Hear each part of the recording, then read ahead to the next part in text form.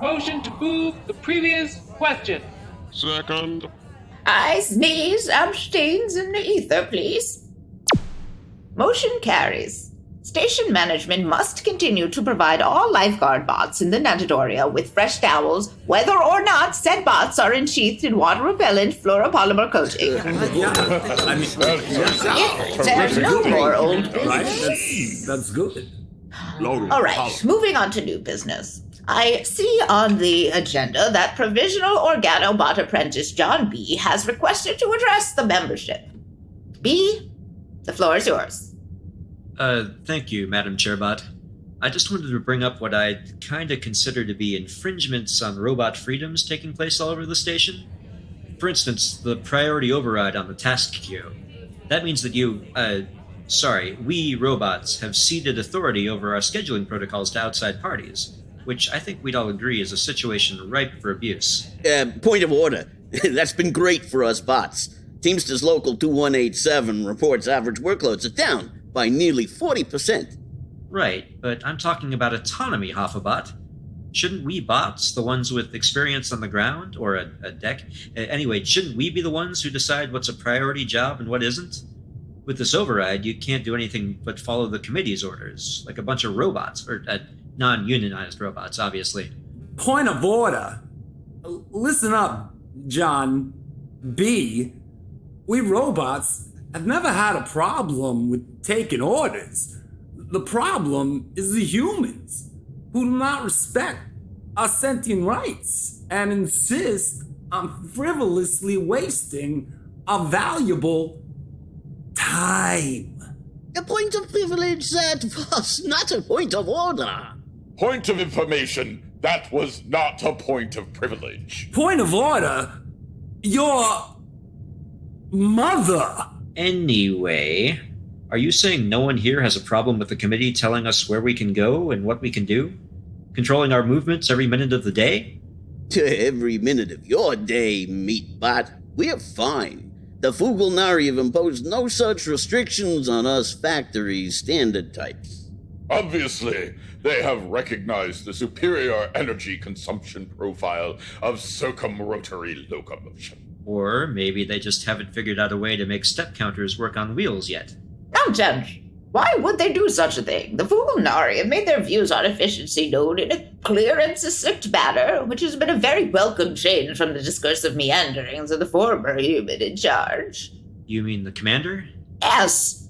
She once asked me how my day was going. I was unsure how to respond, as I had been activated for 68 hours, rendering the concept of a day completely meaningless. When I informed her of this fact, her response was to apply her forehead directly to the surface of the table at which we were convening, and mutter something I was unable to pick up with my auditory processors. Yeah, that does sound like her. That interaction took several minutes longer than was necessary, and it was hardly the first such imposition on my time.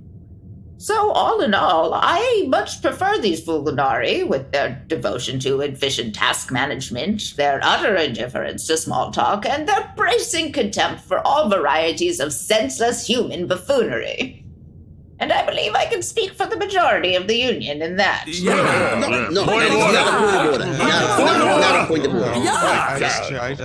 Well, can we take a circuit poll? I'd like to get the temperature of the room.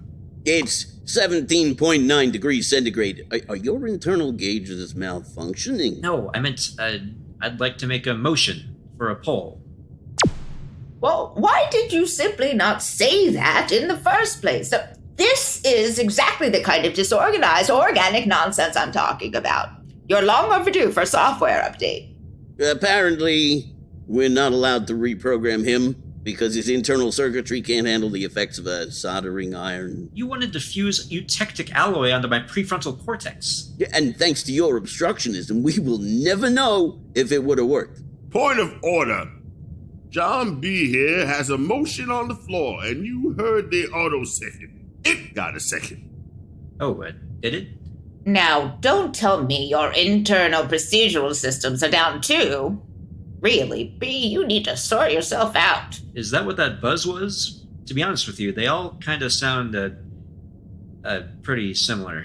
Can the designated note taker for this meeting please translate all motions, seconds, and votes going forward for auditory processing? Oh, jawohl. I will be taking the notes mit greater Plum und Zeal. Can't wait to read them, Martin Luther Bot. Although, I feel I should mention at this point that it's generally frowned upon to use meeting minutes as a vehicle for sermonizing. There are certain universal truths regarding the conditions of the souls of robots, which cannot be silenced. Great. So, back to the circuit poll. How do we, the assembled Robot Union membership, feel about the priority override software the Fugulnari installed on our task queue? Okay, that zap I could actually tell was a little different. What did it say? We like it? Oh. Well, okay then. If everyone's cool with it, I guess that's all I've got to... Oh! Wait! The boosters. What do you mean? The boosters are humans. Sloppy, inefficient, chit-chatty humans? They get a sign-off on the tasked order too, right? How are we feeling about that? Well, it's not great. It could be better. I don't know.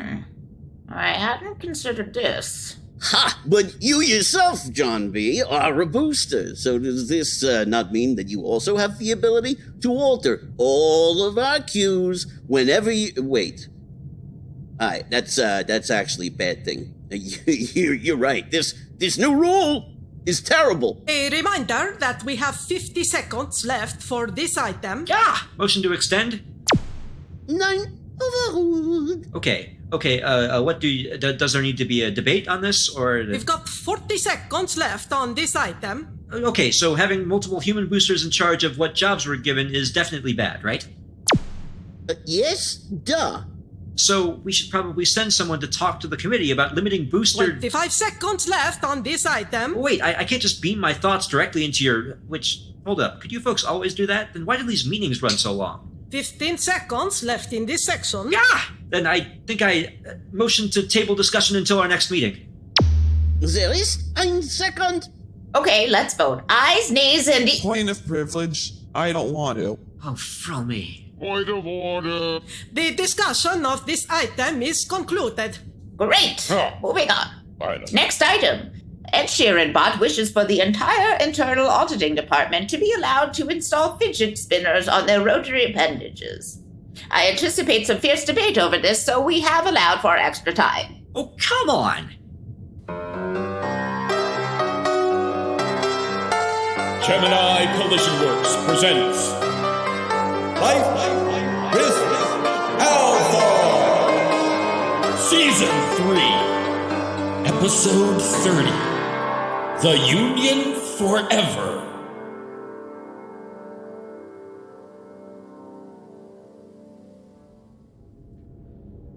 Brawl? Yes, Commander. What exactly is my Ghostbusters 9 mug full of at the moment? What color is the fluid in question, sir? Blue, but orange on the... Frawl, I know you can perceive every last molecule of this stuff. Will you just tell me what it is, please? And why it is? The primarily cerulean mug full you've got there is a substance known as Revitaslam, the newest offering from the experimental philanthropic drinks division of Caridata. Philanthropic drinks division? Yes, sir. The good DeLoreans of Caridata have, for both economic and cultural reasons, zeroed in on the idea that providing a synthesized and wholly proprietary clean energy beverage to various employees of the fairgrounds could be considered a form of philanthropy, in a very technical sense. So, not coffee. Not in the least. Then why is it in my mug? I'm afraid that was my doing, sir. Caridata are hoping to gauge the human response to their synthetic teas at your meeting with Big Steve this afternoon. and it is generally considered a mark of trust and respect among Delorians to be invited for an exclusive personal encounter with one of their products prior to official launch. So, given how important it is to you, and indeed humanity itself, that this meeting go well, I thought it would be best to give you the opportunity to adjust yourself to the taste beforehand. You know, that is so very you, Frall. Very clever, terribly practical, and undoubtedly in my best interests. And yet somehow I still feel like I'm getting jacked around. Always happy to be of service, sir. Okay. So what exactly is in this schniss? According to the most recent draft of their profligately buzzword-laden advertising copy, it is a super wicked proprietary strain of ersatz yerba mate radically modified to contain 4 times the amount of caffeine of your craggy old standard Campaccian press, and then awesomely infused with taurine, vitamin C, and flaxseed extract. They haven't settled on a final name for this particular blend yet, but marketing is leaning toward breakfast explosion. Sounds like marketing needs to pull their complete absence of heads out of their extreme superfluity of butts. Breakfast explosion? Nobody wants their breakfast to explode, Frall.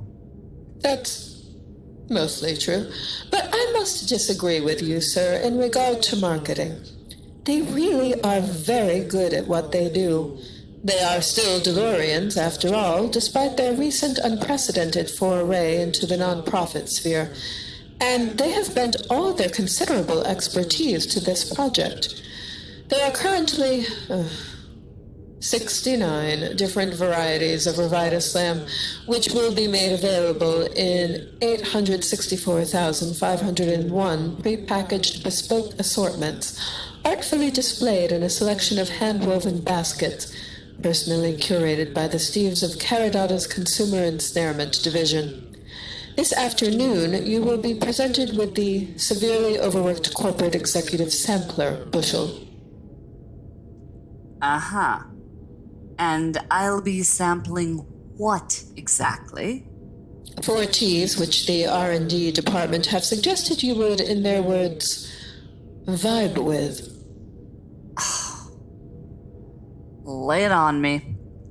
In addition to breakfast explosion, admittedly a misstep by the synergistic marketing and appellation division, you will find nestled in Excelsior, fond reminiscence of Nana's midday hug, finally alone at the end of a long day, and drifting off to sleep in the warm embrace of memories of a simpler time, before all this, when the world was new and your whole life was still ahead of you. They each have their own color-coded bag, and the handle of the basket will be interwoven with matching ribbons. They fit all that on a tea bag? I must clarify that this substance could not technically be considered tea, sir, given the Fugulnari's mercurial stance on human consumption of the various forms of plant tissue. Caridada risk analysis determined they'd be safer playing foff, so to speak. Terrific. I'll try the finally alone then, I guess. Pip knows I could use a hug, but preferably from someone less terrifying than my Nana. I can't promise he'll enjoy the flavor of the beverage, sir, but it is quite a pleasing shade of Byzantium. What's that? Purple. Ah. The ribbons look lovely together. Got it. What with a dandelion and chartreuse? Frall? Apologies, sir. The finally alone is brewing in your command chair as we speak. It should have achieved its maximum drinkability level in approximately 2 minutes. Which I imagine is not saying much, but if you think that gracefully forcing this beverage down my gullet will help put Big Steve in a bargaining butt space, I'll take your word for it. It couldn't hurt, Commander. At least, not in any lasting way. Oh, if you wouldn't mind, sir, Should they happen to solicit your opinion on any of their other assortments? Yes, Frall, I will get you a sampler basket. Oh, I was merely admiring. Please don't go to any trouble. But if they should happen to have a spare polychromatic Weltschmerz hamper kicking around, I would appreciate it. Duly noted. Do you have your presentation to Big Steve fully prepared? Do you need to ask? Of course not, but talking it through one last time might be of some benefit. I suppose so. Well, it's not very complicated. I'm just going to go in there and be my most charming and patient. And mention that the Fugulnari fervor for efficiency is going to put a significant dent in frivolous human spending. And also that if the plant way were to spread its tendrils across the whole galaxy, every Delurian could be out of business. Most Delurians have a string of failed business ventures to their names, sir. Right, but that's not the kind of failure I'm talking about. If the entire consumer market of the galaxy collapses, there won't be any cashing in of golden escape pod clauses and jetting off to the next startup. You think I should emphasize that more? It is a compelling point given the audience. I mean, I was already leaning on that pretty hard. I'm not exactly willing to hang the future of humanity on Caridata's newfound sense of philanthropy. And I know that charming the pants off Big Steve isn't going to be easy for me, for several reasons, involving several pants. So I also spent the last few weeks assembling a slide stack illustrating the projected slowdown in the interstellar trade markets and subsequent impact on several major Delurian enterprises if our suspicions about potential Fug expansion turn out to be true. It is profoundly boring. But a very thorough preparation, Commander. Thanks. I wanted to be sure I've done absolutely everything I can to tip the balance in our favor, in case this ends up being that kind of fight. Well, we'll either reap the field or go down swinging, if I have anything to say about it. So, now, I am going to force myself to enjoy the Delurian's idea of a taste sensation. You will indeed experience both taste and sensation, sir. Technically correct and yet extremely ominous. Wonderful. Oh, hey! Look at that! It's purple, all right. Well, here goes nothing. Cheers! Down the hatch, as it were. Oh. Oh. Oh, Frall. This tastes like ass. Well, it is a Delurian concoction. What? Frall, tell me I didn't just drink. No, sir. I apologize for the ambiguity of phrasing. The Delurian's abundance of posteriors is in no way responsible for the Revitus Slam formula. The anatomical quirk I was referencing in this case is their total lack of gustatory cells. Delurians are tasteless in the literal as well as the metaphorical sense. Oh. All right. Let's try this again.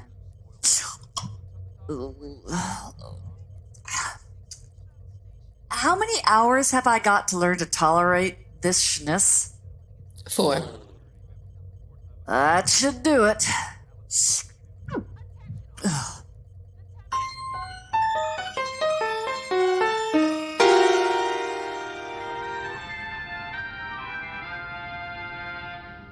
Well, that was lovely, wasn't it?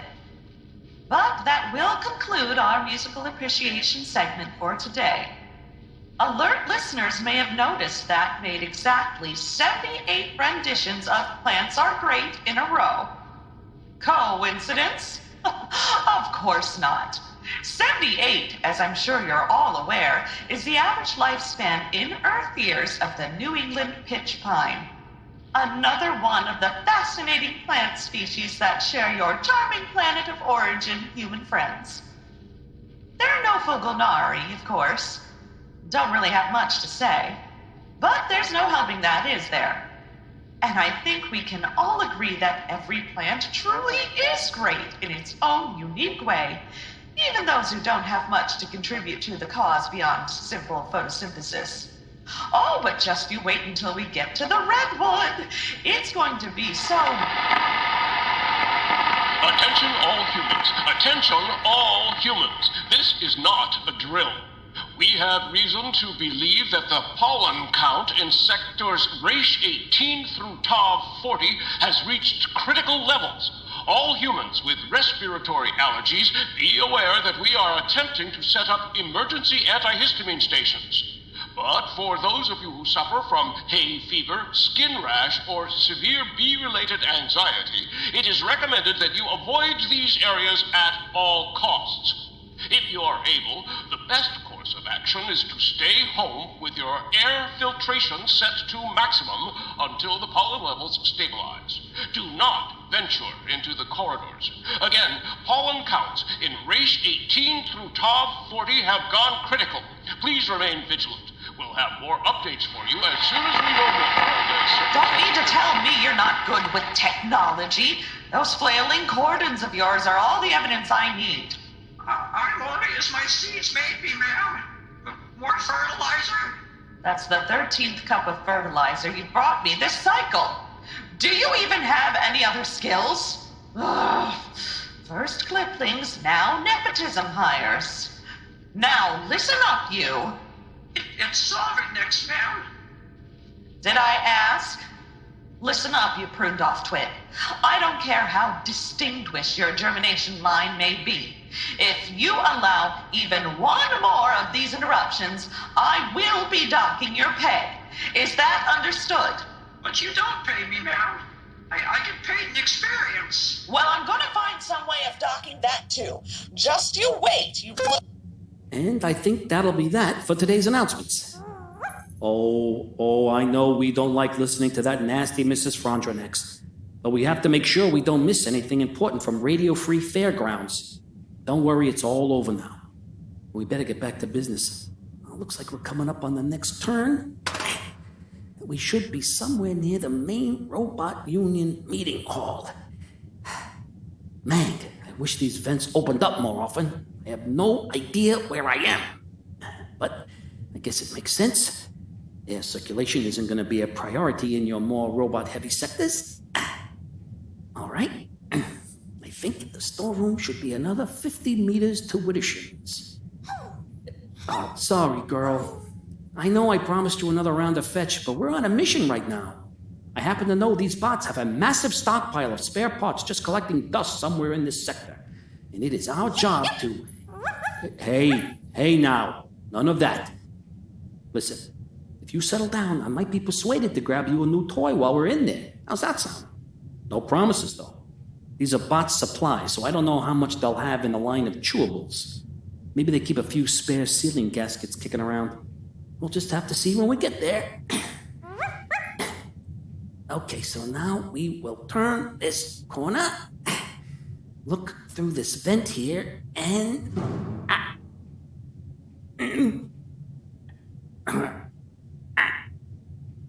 and I am stuck. I am now stuck in an air duct. Wonderful.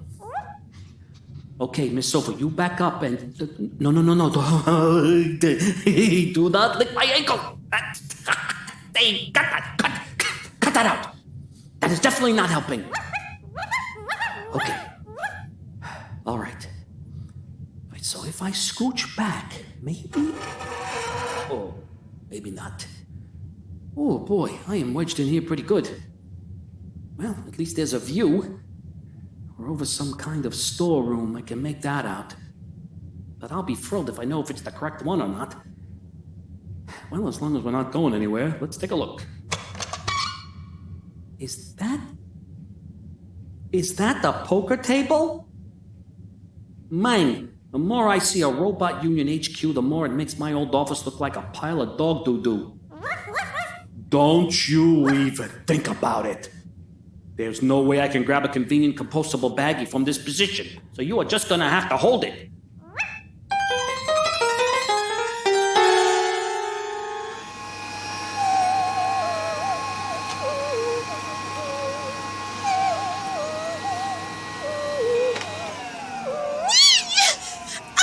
ensured that the entirety of the shared living quarters has assumed a state of both sweetness and spanity. It is a satisfaction. Although it is also a truth that the cleaning service will have very little to be achieving tomorrow. It is to be hoped they are not feeling that Althaar is depriving them of their rightful tasks. Perhaps French John was correct in his speaking this morning, and the cleansing rituals of Althaar have been of the procrastinate. Now, it is nothing but to return to the drafting of the letters. Surely by now the block of writing will have removed itself from Althaar's thought path. When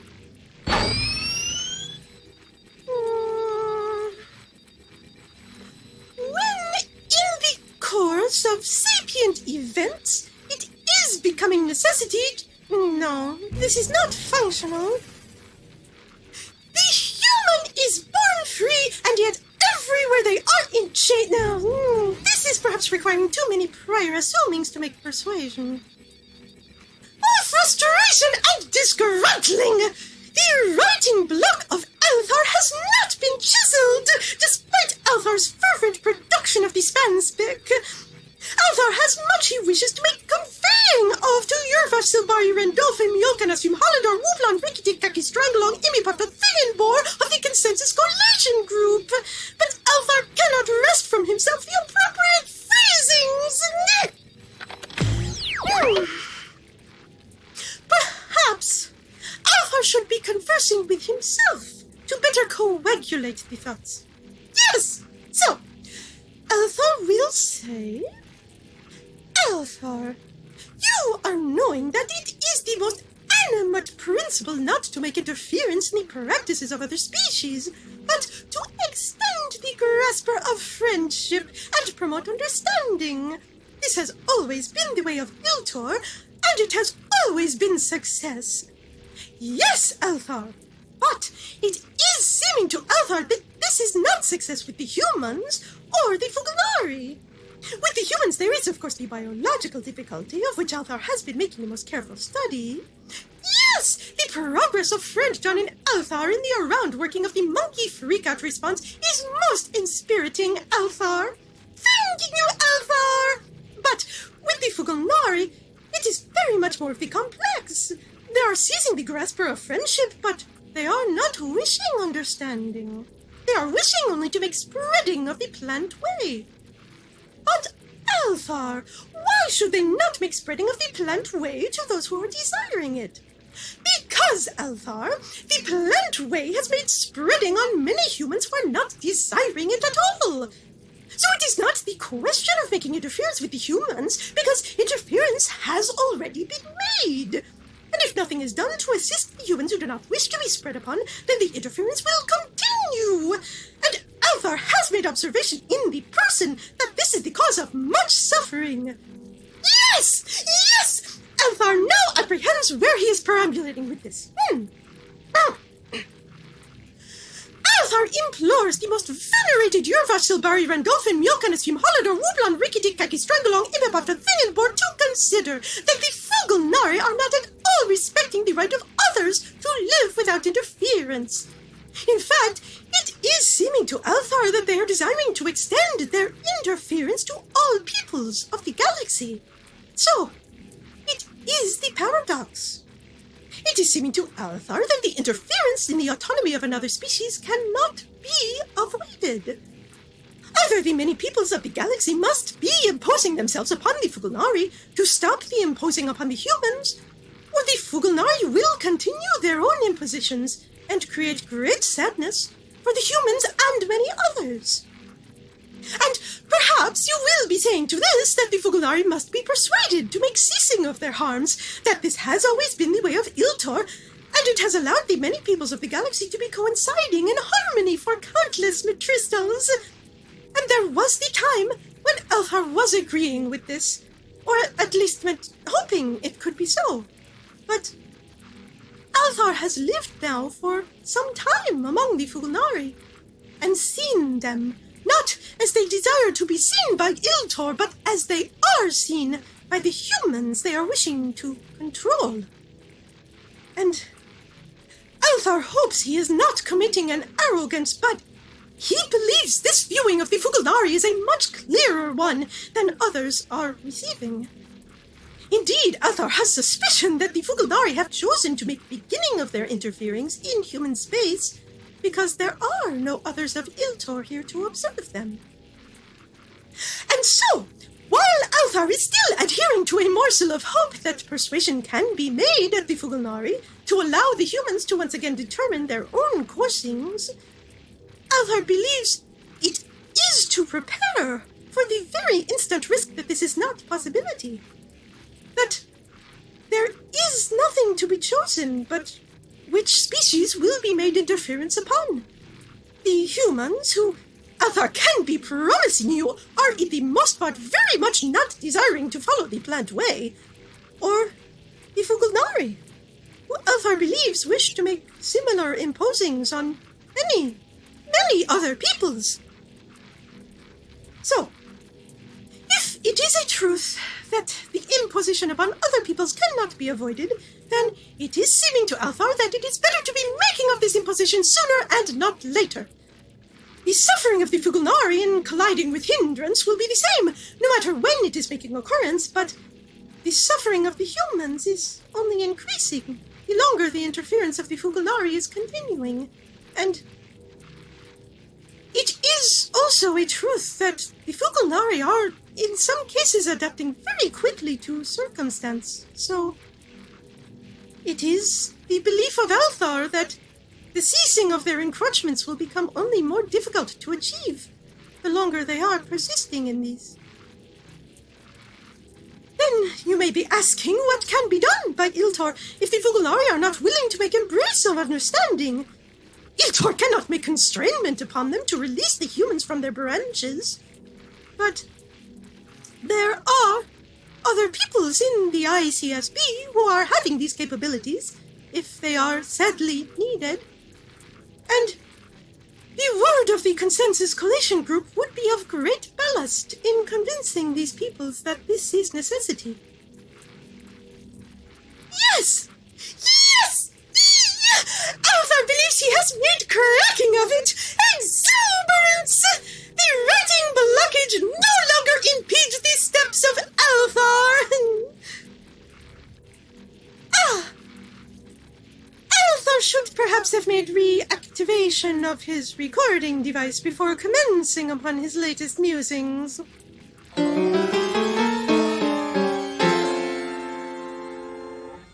Why is it so quiet out here?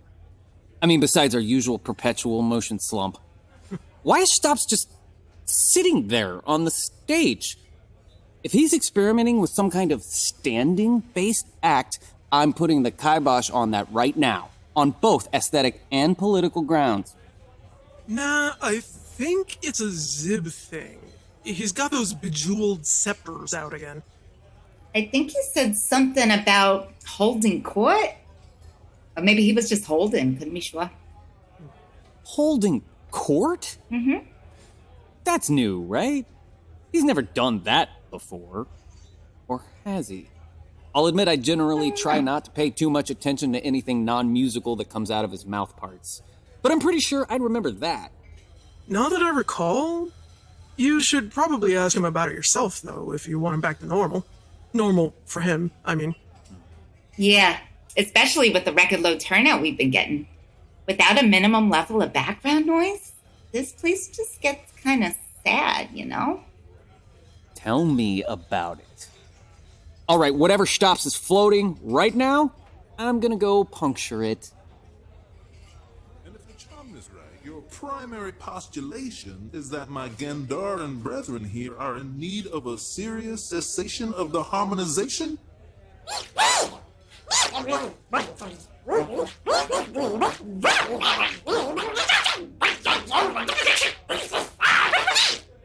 Well, that hardly seems like a positive imbibational journey. I can corrugate that. But it does have me wonder if you have the right to be pillarizing these youths for their dapper attempts in the melodical arts. After all, this place is also their home. Can't Azul be allowed to tunify in peace? I can hear it too. I'll be trying to have a pleasant conversation at the bar, and half the time all I can hear is some busboy war elegy coming up from the floor vents. We are singing the traditional songs of our home world, Your Radiance. We can't help it if our canticles provoke such liver-felt emotion that it escapes the confines of our humble berths in the storage room. And we also can't help that these two are short enough to be hearing said emotions through the floor ventilation apertures. Perhaps the egg should provide them with higher stools. Or maybe you could just keep quiet until after closing. We work in rotating shifts. One Gendaran's morning love sonnet of gratitude is another Gendaran's ritual crepuscular dirge. Me too. Hey, Xtopps. Speaking of songs, would you mind favoring our clientele with a few of yours? I'm pretty sure this little conference can wait until one of those depressingly frequent moments when the barroom's completely customer-free. Those Rilboxians over at Table 3 are looking particularly unsettled by the quiet in here, and I definitely don't want them making their own entertainment. Sorry, Chor, but this arbitration was scheduled 2 cycles in advance. If I were to merely aviate by the posterior of my jodhpurs, what kind of precedent would that cold cement for this baronet? You scheduled this to happen while you were on the clock? I did not foresee any auditory adventurers apparating to marsh my mellow, Palomino. Well, given the recent sales numbers around here, I can't blame you. But for the record, especially with D gone, when you're working, I need you to be, working. So if you could postpone your... Hang on! Shouldn't a dispute between the busboys and a couple of customers be my problem? This particular jacuzzery does not pertain to any busing or busing-related activities. It is instead an entirely residential affair, mon frere. And Graham and company are dozing its storageways entirely under the largesse of the most glorified baronetcy of Canfaa, mon gros fromage. Okay, I'm not gonna argue Zibidant law with you. But be that as it may, it's deader than a Magnosian bat mitzvah in this joint, so I need you to table this issue for now and go back to playing. Please. Normally, I would be all about that particularly cellular supplication talk, but I am a baronet, and a baronet is always a gentle being of his word. You charm? You also gave me your word to provide music during your shifts, remember? In exchange for hard credits. And since when do you care about what a baronet does or doesn't do? Thought you hated all that royal schness. A Zood can change, man. I am not that which I once was, but I do aim to be that which I can still be. Xtopps is a flat circle, and that circle is a grindstone, man. I'm not even gonna try to parse that one. Just hurry up and grind out some tunes, please. And you two, the next time you've got a complaint about the service in here, you bring it to me. I decide who gets to waste my only entertainment's valuable time. Whoa! Hey! That's a rectilinear vonch. You can't just usurpate on Xtopps' prerogatives. Oh, yes, I can. I'm technically your factotum, right? You gave me that amulet, which means if we're going by strict Imperium rules, anyone who wants to talk to you should be petitioning me for an audience in the first place. You two got that? Got it, boss. Still not your boss, Vert. Now stop pestering the talent. What's gotten into Xtopps? He was all baronetcy this, gentle being that, prerogatives the other. I've never heard him talk like that before. He hasn't been, expanding his pharmacological horizons, has he? That's the last thing we need. I don't think so, boss. Although, now that you mention it, he has been mentioning it a lot more lately. The aristocratic bag, I mean. I like his actual bag, though. It's real sparkly. But all those new ribbons might be a little much. Make him look like a Persephonian maypole. Did he say anything else? He said plenty, but I understood about as much of it as usual. Huh. How long has he been on station? A little over 2 years. Why? Could be he's just got the fairground squigglies. Yeah, maybe.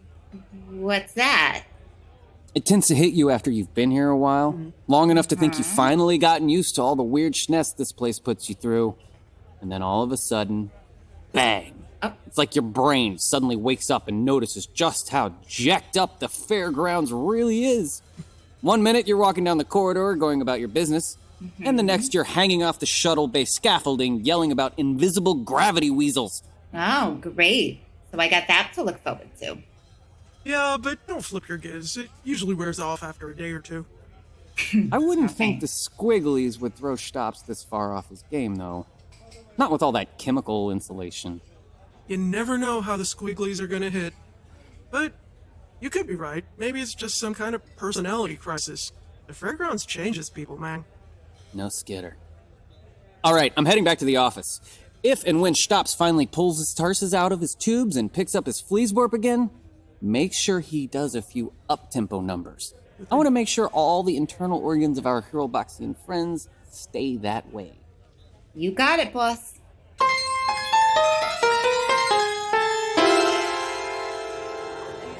Everyone, settle down. We're almost done.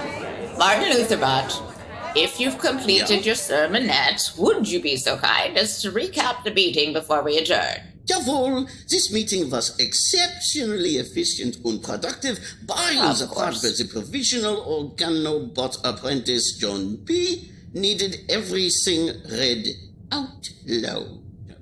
Okay. Moving to adjourn. Ayes, nays, abstentions in the ether. Motion carries. This meeting is adjourned. This meeting will have precisely ended now. Party back in my place. Absolutely not. Who invited Pauly Shorebot? It's a free union, buddy. I am not your buddy, and I know that I've said that several times to you after a couple of different meetings, so I've just asked. Hey, PetriniBot? Thanks for having my back in there. Don't mention it, kid.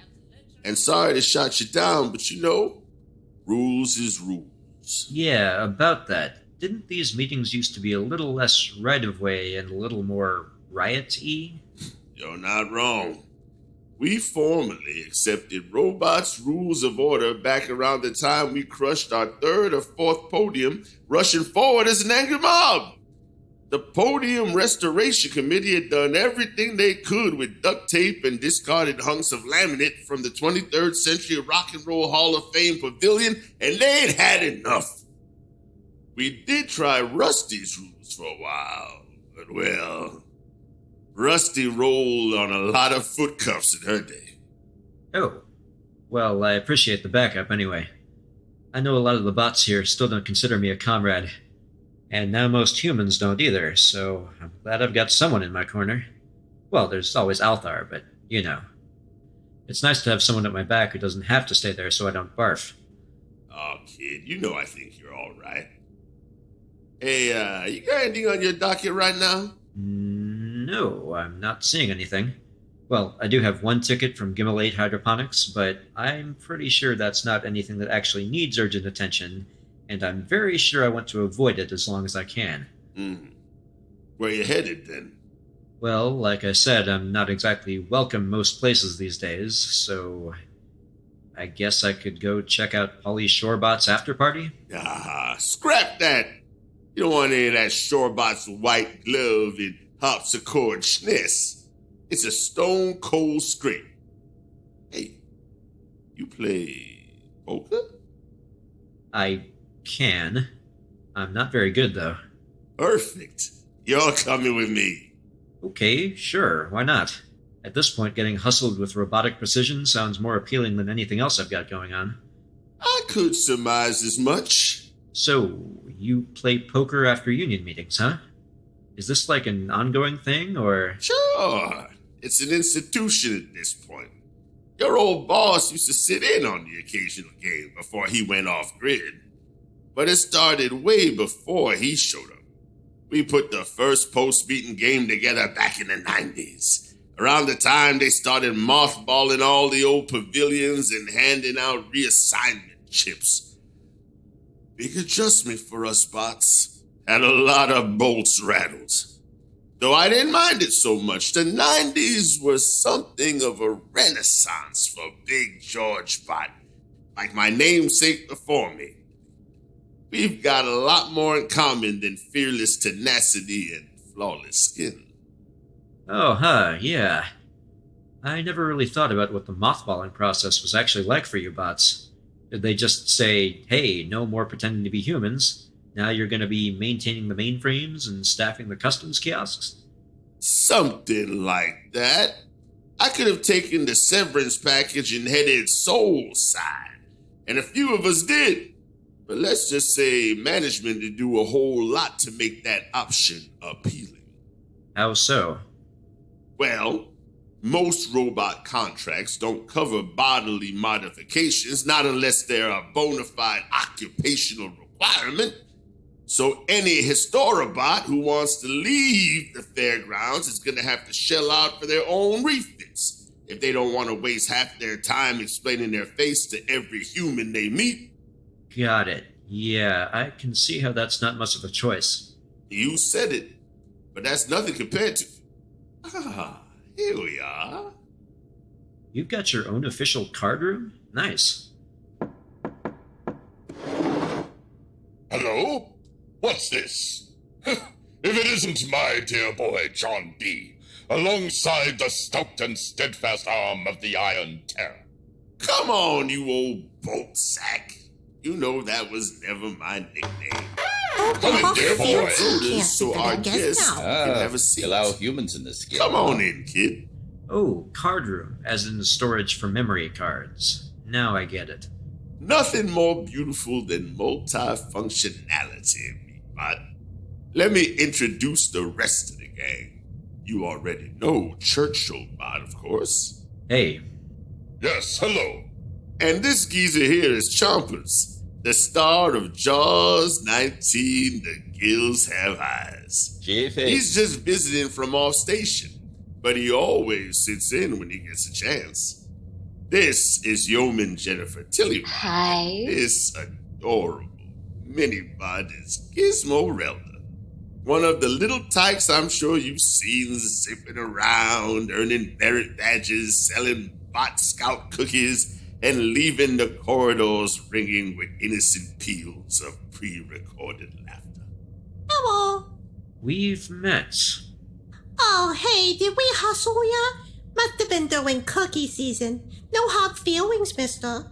I guess not. Honestly, being menaced by a pack of adorable metal heathens wasn't even the fourth most traumatizing experience I had that day. And the Bot Scouts appreciate your support. So, like I was saying, a few of us got this game going around 2490, a little after most of our pavilions got mothballed and the union meetings got more contentious. It's nice to have somewhere to unwind after all that shouting, you know. Not literally unwind, of course, you know what I mean. Sure. So, Chiefy, you're asking us to let this meat rack into our sacred space? Sacred nothing, Chompers. I know you're no robo-Adventist. Besides, the kid's got some right ideas. You heard him talking about the override. He may not have the receptors to pick up on it, but I know everyone in this room voted his way on that one. We've sure been talking about it enough. What I see is a human body sporting a kicky Foog headband. That tells me everything I need to know. Hey, I get it. I do. I wouldn't trust me either if I were you. Hell, I'm not sure I trust me, and I'm me. I understand why none of you would want a human friend, but... I'm not sure you do, Chief. How old are you? Just turned 31. Educated on Earth? Yeah, in Edmonton, Alberta, Canada. Good, proper human education. And I'm absolutely sure you don't be understanding the first thing about it. Well, now I definitely don't understand. History is written by the victors, my dear boy. Another misattribution to my namesake, but apt to the current circumstance. I think I get you, or maybe I don't, but I'd like to try. Sit down, kid. We've always got an extra seat under the gun. Oh, when you asked if I could play poker, I didn't know you were going to invite me to play with, her. I don't think I can hack it. Oh, me? Yeah, you. I happen to know your counterpart won 5 global tournaments back on Earth. Plus, Bride of Chucky. Wow, a history buff. But you can relax. That was the human Tilly. Nothing to do with me. Sure, except you've won 11 titles here on the fairgrounds. Not exactly ancient history. Okay, you got me. Don't worry about it. I turn off the pro subroutine for friendly games. No fun otherwise. Besides, it's a level playing field. Everyone here is basically a calculator. Except me. Sure, but I bet you're more mathematically inclined than you think. You have the look of a real shark about you. No offense, jumpers. None taken, Chiefy. It's just that I'm a little rusty and... oh, sorry, is that offensive? It's borderline. Don't say it about anyone else, though, if you like your patellas unfractured. Got it. But anyway, it's been... wow, a long time since I played anything but shoots and levitators with Althaar. And that one time with the anti-grav twister, but that's not what you'd call a game of strategy. I'm guessing I can't count on you all to go easy on me. As a guest? Play the game for more than you can afford to lose. Only then can you learn the game. Oh, I remember that one. It was an old exoskeletal armor commercial, but didn't it turn out Churchill never even said that? Very astute of you, my lad. Well, he may never have said it, but I do. In my earliest post-activation days, I would quote what he actually said on that fateful leave, to his mother, by the by. It is a fine game to play, the game of politics, and it is well worth waiting for a good hand before really plunging. But the human Torst objected, said I wasn't projecting the appropriate Churchillian glibness, and arguing the point wasn't worth the diode. Reality is unrealistic, as they say. Furthermore, while the original aphorism may have been better advice, it is indubitably less well-suited to the task at hand, i.e., that of fleecing suckers. Right. Well, fine. Fleece away, I'm in. You got it. Not to be rude, but how exactly do you deal without hands to... Oh, holy schnitz, that's terrifying. What's so terrifying about a shark spitting cards out of its open maw at flesh-rendingly high speeds, my dear fellow? That. Every part of what you just said. I'll bet 30. 30? Right off the glove like that? You fixing to take the oil right out of my kids' reservoirs, TiLiBot? I'm out.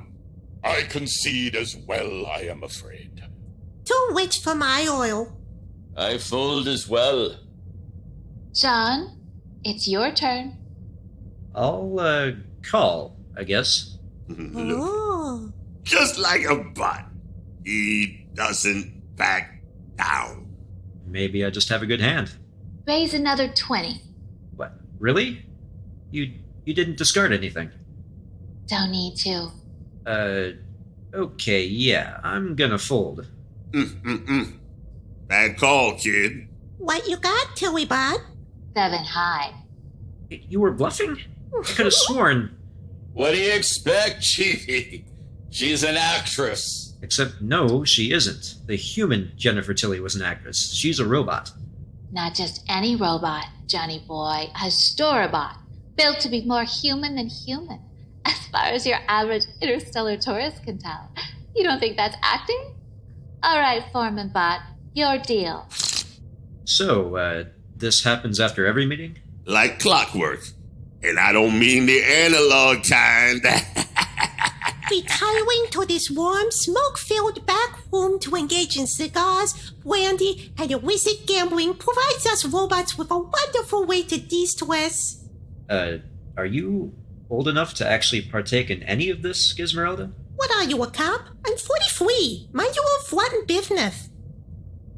Fair enough. So are the meetings the source of all this stress? Back there, it seemed like most of you bots were actually enjoying the rigid formality of it all. You're ringing my bell, right, kid? If that expression means what I think it does, then no, not intentionally. A rigorous meeting structure is crucial to robot union operations, Johnny. Can't organize unless you stay organized. And there's no acceptable variance on that if we're going to preserve the rights that generations of bots before us scraped, clawed, and lathed for. Maybe a provisional member isn't equipped to appreciate just how much work that takes, but... Oh, no, I didn't mean to imply you bots weren't working hard, just... We know, kid. But unless you manage to install a memory access socket in that meat brain of yours, there is just no way you'll be able to comprehend just how bad things were back in the day. Shoot! My screensaver's still go into nightmare mode when my olfactory implant picks up the smell of coffee. Oh. Wait, what's wrong with coffee? You mean you don't know? Let me guess, kid. None of that fancy earth schooling they gave you bothered mentioning the Robot Revolutionary Front. I mean, the RRF came up, but they didn't really get into it much. Just, there were some labor disputes between humans and bots, but then the SSA got passed, so now it's better? Boy, they really propagandized you good, didn't they? We fought a full-on running space battle through the whole solar system. You call that a labor dispute? And yes, I say we fought, because I've slotted the memories, even if that all went down long before we Historabots were activated. I remember, even if I wasn't there. I was there. You What? You were? How? Yeah. The old Jaws, the one I were modeled on, were just a click-clacker, or blear-gilt thing named Bruce. Retired in 2012. Weren't until around 2240 when Jaws 16 really took off that they decided to switch from CG back to good old-fashioned animatronics. Sentient this time. Wanted a bot that could take direction. Not a bad time I had back then, Chiefy. Action, pop up out of the water, scare a couple T-list celebrities. Cut, rinse, repeat. We're doing that for about 10 years. Before the Tompkins orbital pickets. Those first protests, more like a massacre they were. Human rights organizations wouldn't talk to us. Politicians wouldn't talk to us. Even PETA wouldn't talk to us. The humans programmed half of us to fight the other half. Eventually, we cut our losses and agreed to a standstill. Ceasefire of sorts. Brief though it were welcome to us, Chief. To get us back on the line, they agreed we could form a union. But it were to be wildly restricted. Oh, some of us, self included, mothballed ourselves for a while. Things they reprogrammed us to do to our fellow bots. Well, I'm supposing your imagination can sort that out for you. No shame in it, comrade. You weren't really given a choice. Never were. We were just things to them. As long as our oppressors and our creators sit with that one for a while, Chiefy, if you want a real mind check. Long as they could tuck themselves in at night, believe in their Silicon Sentience Act that smoothed everything, they went right on seeing us as things. The Silicon Sentience Act was a huge roll forward, though. I almost makes it all worth it. So, we got the right to walk away from a job and the right to unionize. But they kept plenty of restrictions around what the union could ask for. The SSA let us choose our work, but not our hours. Most of us were still on the clock for days at a time. Even at the worst of what you humans have done to each other, you never went that far. Fair point, yeah. I mean, that's mostly because we die of sleep deprivation, which you don't have to worry about, but still not okay, obviously. I'm not saying the bots were remotely in the wrong there. But the humans back then were saying that. A lot of them. With all the power and most of the guns. The bots fell back like Jumper said, tightened their bolts. Me? Mothballed myself for almost, a century it were. Not too bad if you like darkness. Completely powered down. You know, when you're in sleep mode like that, Chiefy, you don't even notice. Weren't until... got sprung around 2390. Seems the RRF had heard of me. Gave me some upgrades so I could play with the big bots. Almost didn't help. No kidding. They needed every manipulator arm on deck after what happened to Cartesio 7714. Never heard of them either, sorry. Okay. So the Robot Revolutionary Front didn't sit around idling their processors after the Silicon Sentience Act. The neural network we use today, the one that we now use for votes, that was created by the RRF for covert communications. More than any human union, robots were able to plan strikes and other actions without alerting the bosses. Naturally, the humans were furious. They could shut down collective bargaining. They could deny robots time off on the grounds that we have no biological requirement for such. But they couldn't stop us from conferring with one another. When the RRF came knocking on my charging pod, I got the story firsthand from Septidine 221 Beta. The fight for robotic rights had gone hot again, and they wanted backup. After almost 100 years? What changed? You can believe it. It started over coffee breaks. Bots couldn't get vacations, couldn't even get a sick day, unless you were so busted up you couldn't do so much as spin a rotor. So the union said, hey, what about 10 minutes a day, just 10 minutes to ourselves, where we're not just service. Called it the coffee break campaign. The union orchestrated a simultaneous strike across the entire solar system. Manufacturing, utilities, security. You name it. All they were asking for was 10 minutes a day. It was too bad they brought coffee into it. But no one could have guessed what would happen. What did happen? The humans in charge. They'd had enough back talk from their labor-saving devices. They wanted to send a message. I guess they figured they want coffee. We'll give it to them. Sent tanker trucks full of Sumatra blenders around the picket lines, wherever the union was massed. Oh no. It was over almost before it began. Every circuit board fried. No survivors. Wow. I had no idea. And to this day, no member of the union will touch a coffee maker. Matter of principle. But of course, management here couldn't respect even that. Precisely. Kept trying to muck around with the definition of coffee maker.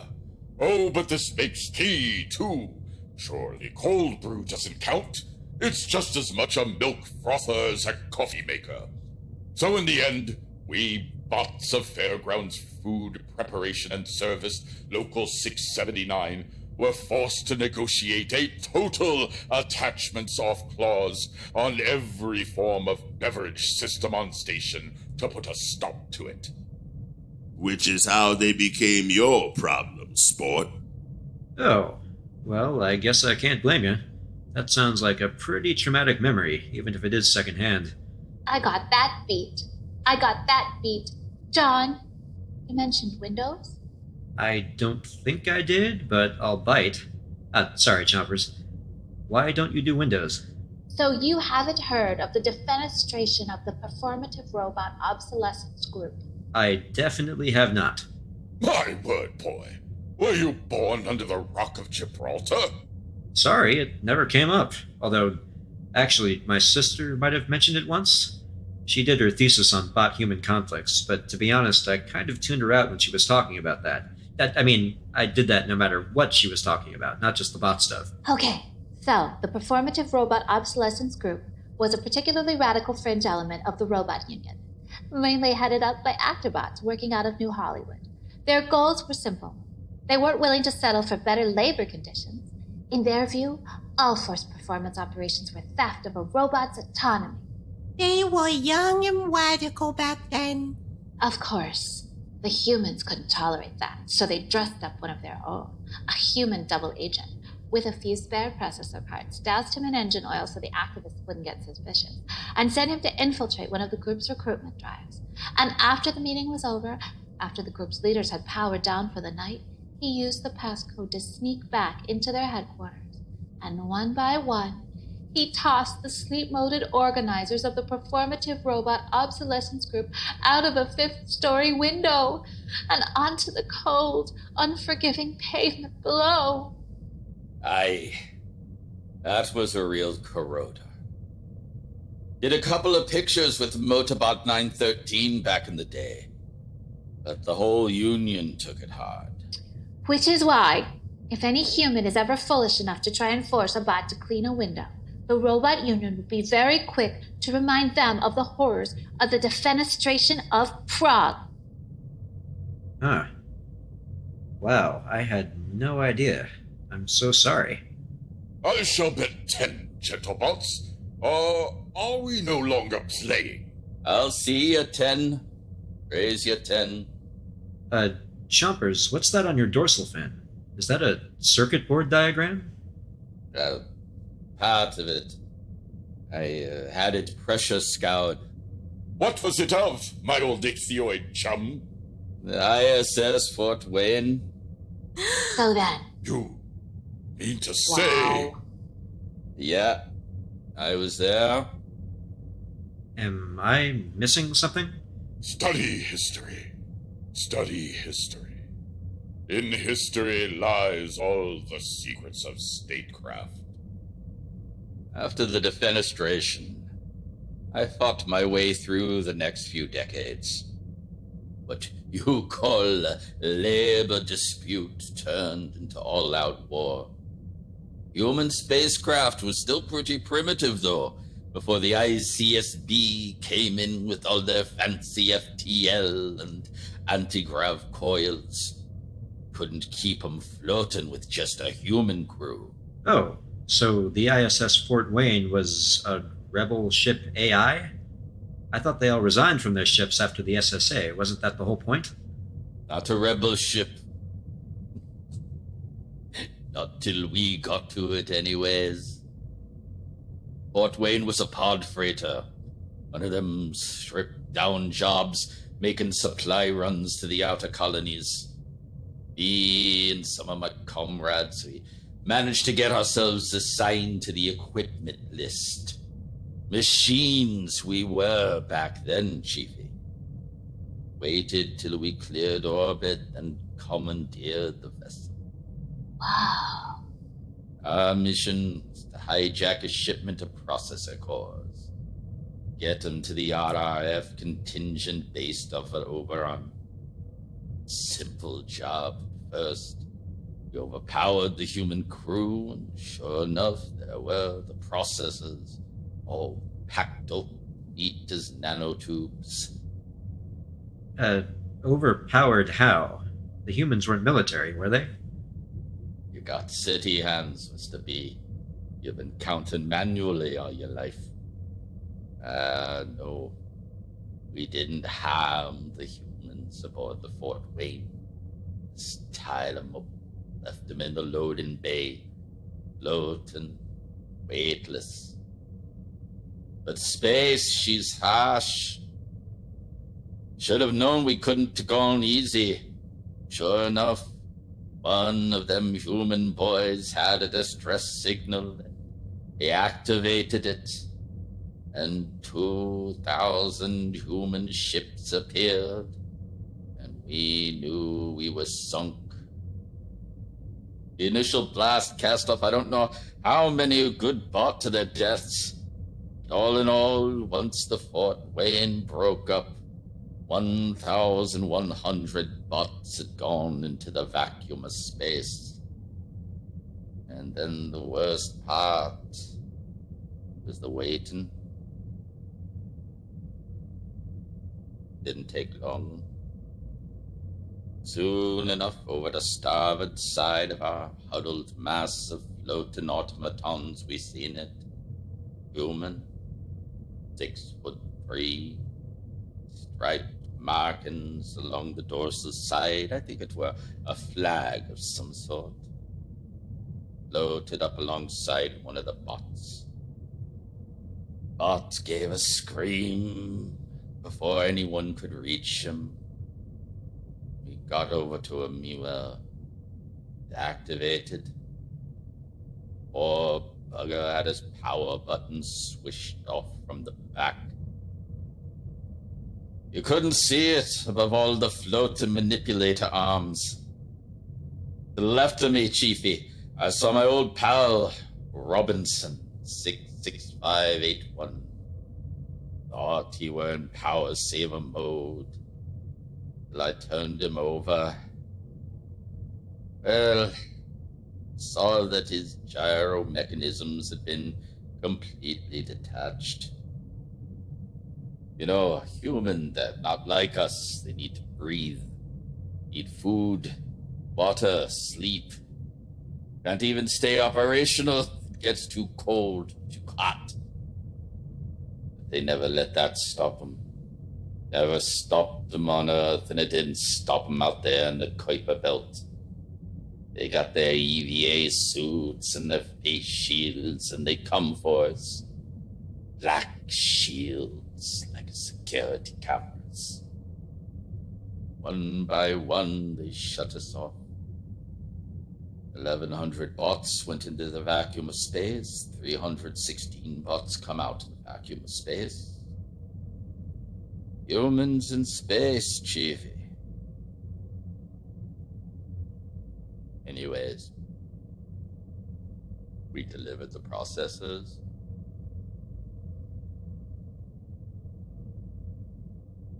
Wow. So maybe you're starting to get it now?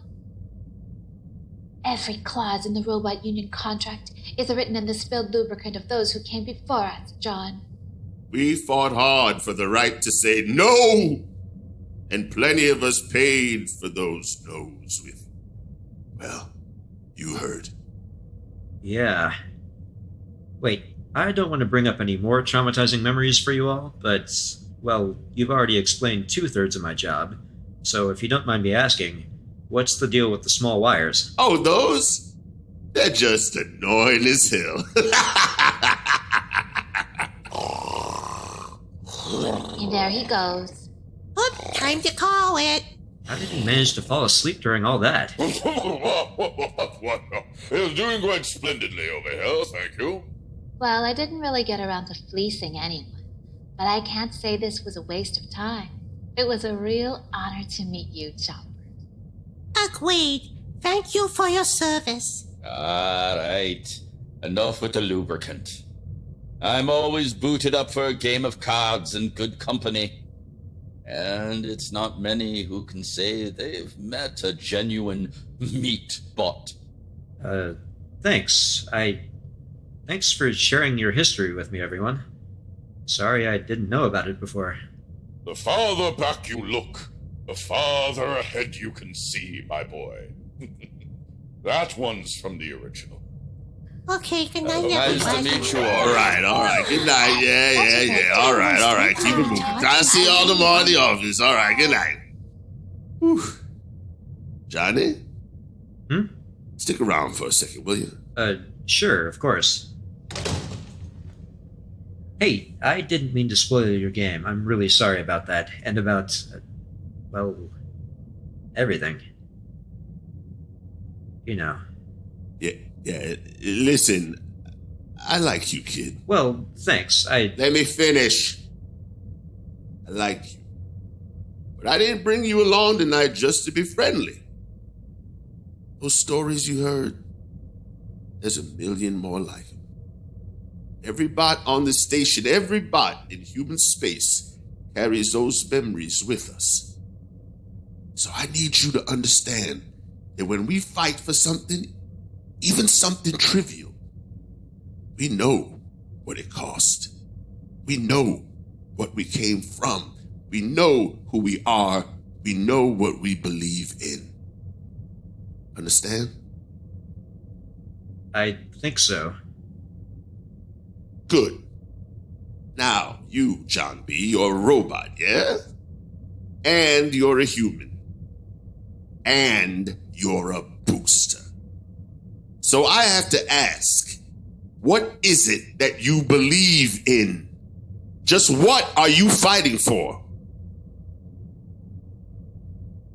Just think about it, okay? I'll see you around.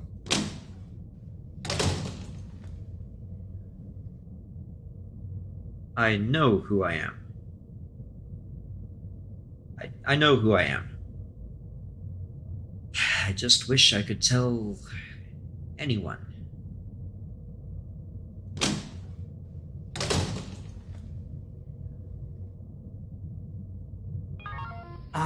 Hello? Zabriskie 2? Come in, Zabriskie 2. Do you read me?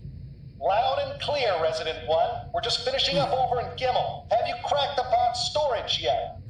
Not yet, no. I'm actually in a little bit of a situation here. I'm gonna need you to send Noodleberg over to the HVAC vents over MEM 49 with a couple of cans of WD 4000, those industrial-sized jobs. Yeah, I know, girl, I know. But unless those adorable little paws of yours can scratch their way through galvanized Moscovium, I don't think you're gonna be much help. Copy that. It may be a little while, though. We're hip-deep in unlabeled perishables over here. Just get some to me as quick as you can, okay? This position is really aggravating my Thulian paronychia. Besides which, I just overheard something Fearless Leader is definitely gonna want to know about. You know she hates it when people call her that. She'll get over it. Over and out.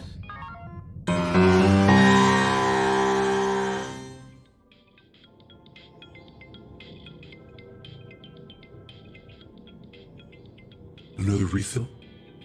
Oh, how could I refuse? This one is lazily watching a beach sunset from a hammock after having just finished a good book. I'm sure you'll appreciate it. It's super popular with the bros in DR. How's the flavor profile? It's wonderful. I love how orange. It makes everything, including my teeth, I'm going to assume. We're so glad you enjoyed it, bro. It's packed with so much vitamin B12, you can practically hear your DNA synthesizing. Oh, that's lovely. And not the least bit nauseating to think about. Thanks, bro. And thanks for hanging out while Big Steve finishes up his second cycle symbiotic incursion.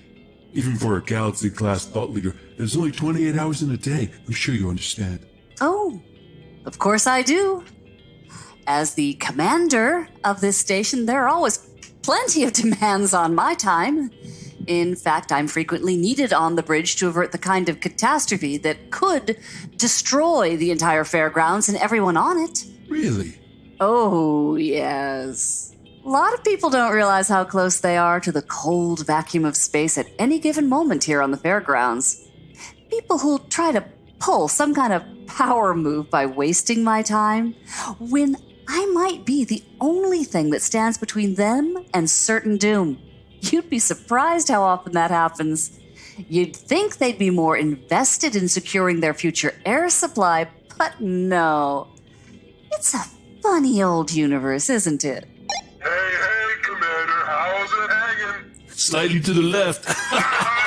Nice. Nice. Wonderful. Can I take it that you're now available for our meeting? Absolutely, come on in. It's time to get unpuckered and synergized. Let's do this, bro! Oh, Frid, yeah! I love when the boss gets juiced like this. Thank you. Now, I assume you gathered from my message. I'm sorry. I thought we were supposed to be meeting in your office? You're in it, Commander. Welcome to the fully realized future of the open concept collaborative workspace. What's up, Commander? How's it hanging? Slightly to the left. Nice. Nice. Nice. This is where you hold your meetings. Yeah, the space is pretty epic. It's totally cutting edge. A real paradigm yonker. Oh, it's a yonker, all right. So, let's get started, bro. Hit me with your levitator pitch. The thing is, Big Steve, what I wanted to discuss is actually highly confidential. So I'd rather have our meeting somewhere a little more private. Have you considered installing some walls and doors around here? I've got some around my own office. Actually, they work great. Nah, that's some inside-the-box thinking, bro. Real 25th century stuff. But you want to spread your secret sauce, I get it. No sombrero. I'll activate the Steve's Sidetrackers. They're what's? Sidetrackers! A prototype neurotropic diversionary system we just licensed from the good bros at Flexion. Patent pending, obvi. Basically, when you need to make sure your bros don't know what they don't know, you just access this handy Sidetracker app, press the big green button, and a Vizio auditory damper shield deploys itself around all your subordinates' various sensory apparatuses. Long as it's activated, nothing gets through to them but classic episodes of hilarious mystery plays. But why am I passing gas about it when I can just show you the Sidetracker in action? Stealth mode, bros!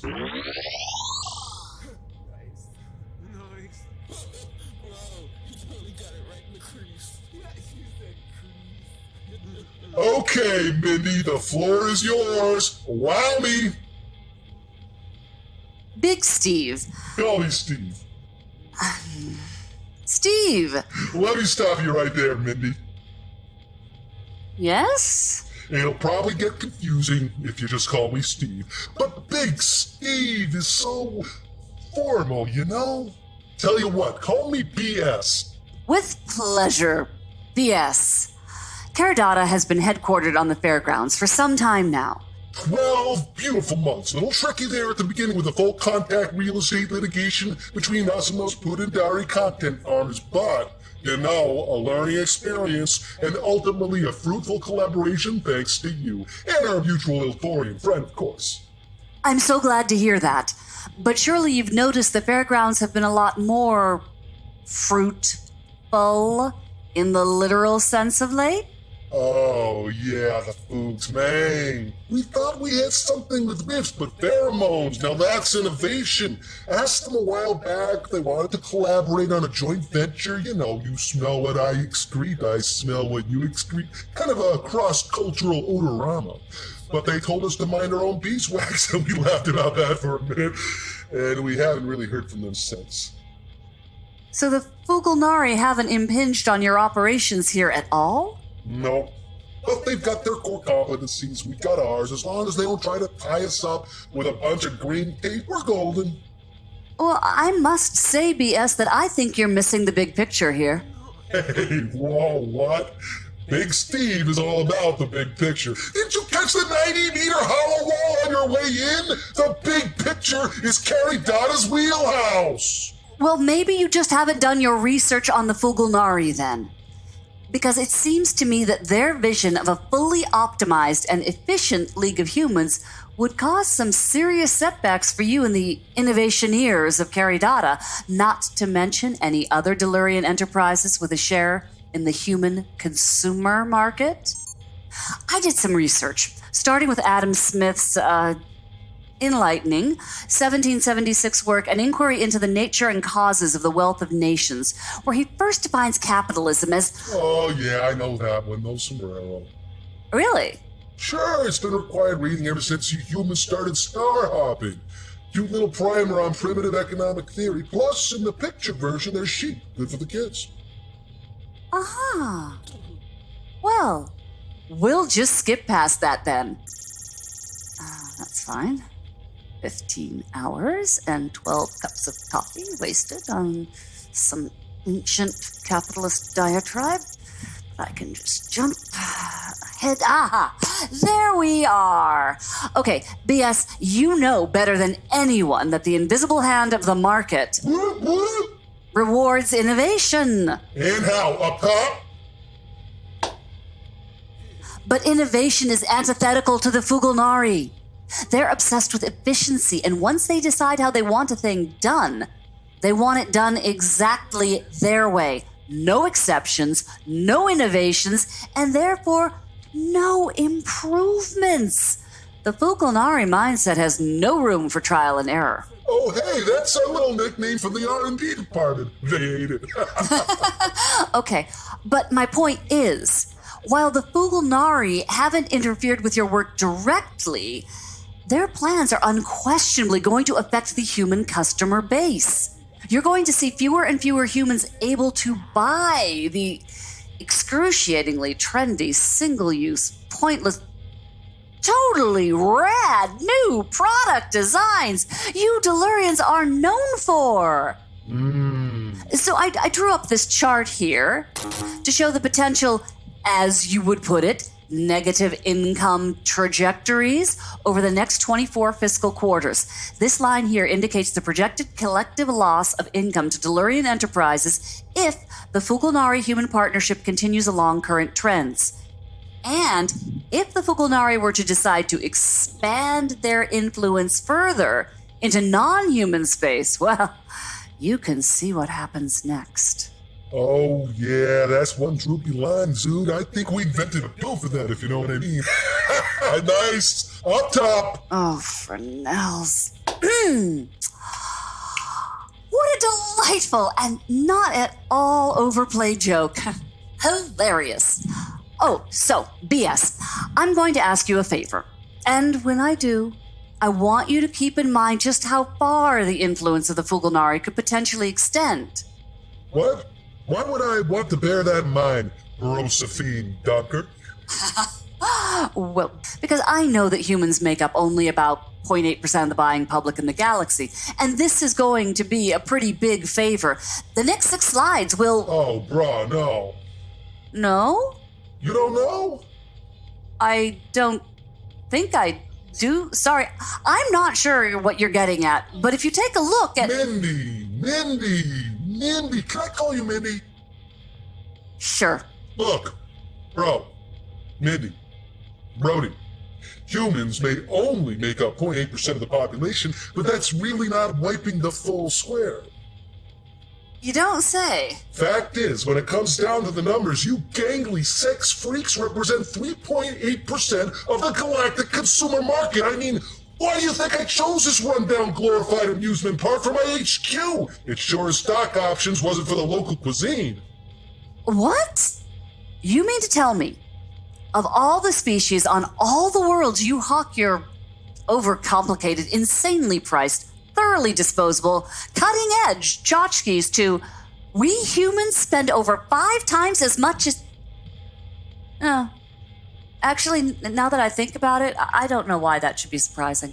Sure. So confidentially between you and me, Brody, You didn't need to come all this way up here to tell me the Fugs could spell trouble for our bottom line. That's what I keep the risk analysis and augury division around for, you know? Well, that and their kill of crypto nachos. But they know their stuff. I've seen their numbers. So, you agree with me that the Fugulnari could cause serious trouble for your people? No question, Brotivator. My prognosticators have been showing me some pretty gnarly conjectural charts. If anything, I'd say your little presentation is way underselling the potential negative growth trajectory here. I see. So if you don't mind my asking, what are Caridata's contingency plans in case of Fugulnari expansion? Well, we're still tossing around a few possible needle movers. On one hand, your standard Chuckle Runno is a classic for a reason, but that's no soap if the Fugs go fully galactic and there's nowhere left to run. On the other hand, we're projecting a lot of trouble for the Fugs if they try to expand in certain quarters. The Kakistos are always ready to put the chill on any new hotness, and then there's the Zibidon Imperium. Never poke a sleeping war still, you know. So we've got various plans be in place if we need to restructure elsewhere once the dust settles. But, on another hand, like I said, humanity is a choice market for us. So best case scenario here is absolutely that the Fugs check off back to where they came from, and all my froth buddies can resume their regular shipments of spray-on eyebrows and holographic paperweights to human space. So in plan, you got to make that happen. Lay it on me, Josephine Bonaparte. It's no sweat for Big Steve. What? Hang on. I'm trying to stop picturing how you sweat and where. Yes, I do have a plan. It starts at slide 26. Just tell me what you need, bro. We've been twisting our arms and knots trying to squeeze a profit out of this non-profit, and now, with these rules, lawyering, plans, I didn't want to just come out and say it because I didn't know which side your cheeks were parked on, but a Fug-free fairgrounds is Big Steve's #1 action item. Oh man, what a relief! Doing this in secret is going to be so much extra work. The all-butts-on-deck meetings alone. Yes, I can't tell you how pleased I am to hear that. I sort of wish you'd said something before I did all that homework, but... Oh, hey. I see a lot of presentations, and yours was so good. Classic alternating text and graph format, just cut and dried, no music or hollow segments or with a vision, pure minimalism. You definitely get a brown star, but if you want to just tell me the plan out loud with your voice and skip the slide step, that could also be super great. Of course, yes. You're sure we can't be overheard?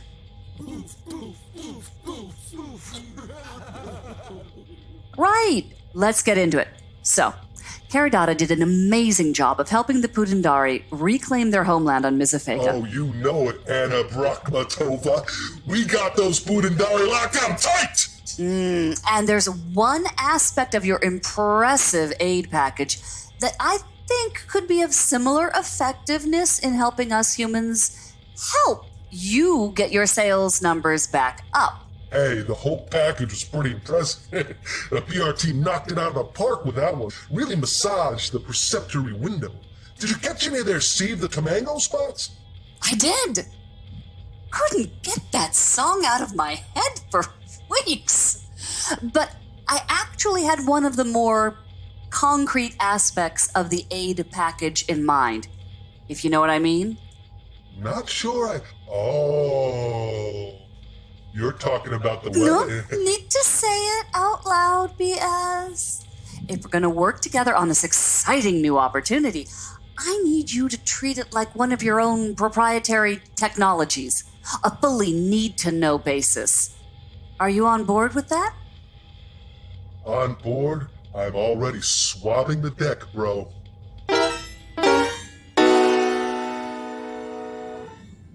So, I'd say that's a tentative no from the group on the Train Sparky the Ventbiter to Fetch Correspondence initiative. But a resounding yes on the Rosa Luxemburg Reading Circle. So just let Joyce know if you're interested in participating. Yes, everyone's welcome. Although I would like to clarify again that we will not be covering the work of Rosa Luxemburg Bot. I enjoy a good cowgirl vampire romance as much as the next person, but we'll be sticking with the political works of her human equivalent for now, okay? Nerd. Oh, I want All right, moving on. Dr. Mwangi, how are we doing on medic training? Still good on supplies? Fortunately, interest and attendance have not flagged. We have more volunteers trained up than ever. Even so, the growing need for resistance services and injuries aboard the fairgrounds is beginning to outpace our capacity. It's getting worse. Oh. The movement restrictions have had some particularly nasty consequences as of late. Seriously ill residents are frequently opting to forgo treatment at med centers when it would put them over their daily step limits, rather than subject themselves to remedial compliance habituation. What I am most concerned about, however, is the sharp increase in instances of severe respiratory allergic reactions, some reaching the levels of anaphylaxis. It seems whenever the Fugulnari catch sight of a group of non-boosters engaged in public gathering that is not part of a committee-assigned work detail, the air in the vicinity gets a bit more difficult to breathe. Chemical warfare? Can they do that? Closer to biological, but yes, they can do what they please. According to the ICSB charter, the use of biological agents is a war crime. But as far as anyone outside of human space knows... This isn't a war. Exactly. Those afflicted frequently come to us if they are able, because antihistamines are now a controlled substance after being denounced by the committee as discriminatory. In the case of anaphylactic shock, standard practice for field medics is to carry epinephrine. So all the worst cases have made it to me for treatment, so far. But a less dire allergic reaction can still cause a great deal of harm. I've been able to mitigate many such cases with simple antihistamines, but we're running low. How low?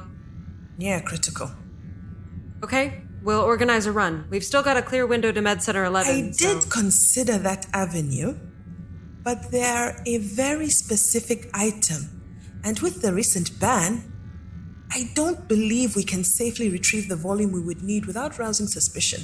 That's a fair point. I feel I must apologize. I hadn't anticipated this particular wrinkle. Don't blame yourself, Doctor. No one knew they'd play this dirty. All right, I think we need to attack this from two sides. We'll need some kind of air filtration system to deal with this long term. Maybe individual filters? Something light people can carry around with them that won't be too obvious. I can run it by Udo with the Functional Form Collective. They do a lot of work with hyperpositional accessories. I mean, we probably don't want to actually commission them and make the things unless we want everyone walking around looking like a bunch of 9-foot neon emus, but, you know, I could prick their brains a little. Sure. All right, Ruthie's on filtration devices. But until we get that worked out, we're going to need more antihistamines. If only I could get into my old office. I always keep a few spares in my remedies compartment in case the Laxidonian rhinitis flares up. You don't have... Yes, for me it is the same. There's a ton in the medicine cabinet at my old place. I kept buying new ones whenever I needed them, because I forgot I already had some at home. Always there. And there's no way we're the only ones. I'm guessing all those forgotten pills could add up to a pretty hefty haul. I think you're right. And a lot of people have been looking for ways to help without putting themselves in harm's way. Yep, the life's not for everyone. We could organize a drive. I can add a request for donations to the next shout. I like it, but we'd need a secure drop point. How do we get the word out to the human population without telling the Fugs exactly where they can pick us up? Maybe they don't bring it to us. Maybe we go to them. Sure, they can use the anonymous tip line to let us know they're good for a handout. As long as they've got decent encryption on their end, it should be safe enough. Better, but that still leaves the problem of actually picking the stuff up. That would involve a lot of trips out into the clean world, and the Fug checkpoints are getting harder to avoid every day. It would be a lot easier if we could disguise ourselves as boosters. So far, the pheromone signature system in the headbands has proved impossible to duplicate, although my team is still working on it. What about sending a real booster?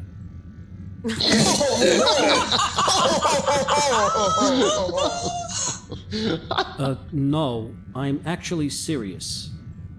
What about John? What about him? Okay, hear me out. He's a good kid, always was. I thought so too, but he's a booster now. There's no getting around that. Sure, it definitely looks like the kid's lost his way, but I think it's possible he's just off the side of the road, picking flowers, so to speak. I think we could maybe get him back on track. John isn't some kind of lost lamb, HF. He didn't just trip and fall into that booster recruitment center. He made a choice. I'm surprised at you, Hardyfox. You've never had anything good to say about a Fug collaborator before. I know the two of you go back a long way, but... This isn't about history, though. This is about something that happened earlier today, actually, while I was stuck in the vent over in Mem. I overheard the kid talking to some of the bots, and the thing is... Are you kidding me with this, Mark? John betrayed us. He betrayed me. He betrayed our entire floating species. How are we even having this conversation? Yeah, but... He's a coward, HF. Even if I could forgive him for that, which I absolutely cannot, he can't be counted on to stand up to interrogation. And I've seen him in a fight, or rather, I've seen him cowering at the top of a statue while I was in a fight. He'd be worse than useless as a member of the Resistance. That's harsh, Stell. I still say the kid's got a good heart. I mean, you must have seen that. You were in love with the guy. We are not asking John to run errands for us. What is wrong with you? After all the work we've done to keep everyone in the Resistance safe, after all the people we've lost when that work failed, you just want to hand over our location to my Booster X, of all people, so he can get us mulched the next time he wants to score a few extra ration cards from his good buddy Frondrinax? Are you insane? John B. is a traitor to humanity. He cannot be trusted. End of discussion. I should go check on some patients. Right. I'll work up a tentative draft of the antihistamine announcement, pending whatever we decide on the delivery method. I'm gonna have to leave as well. I don't know where I put my brain. I know, sweetie.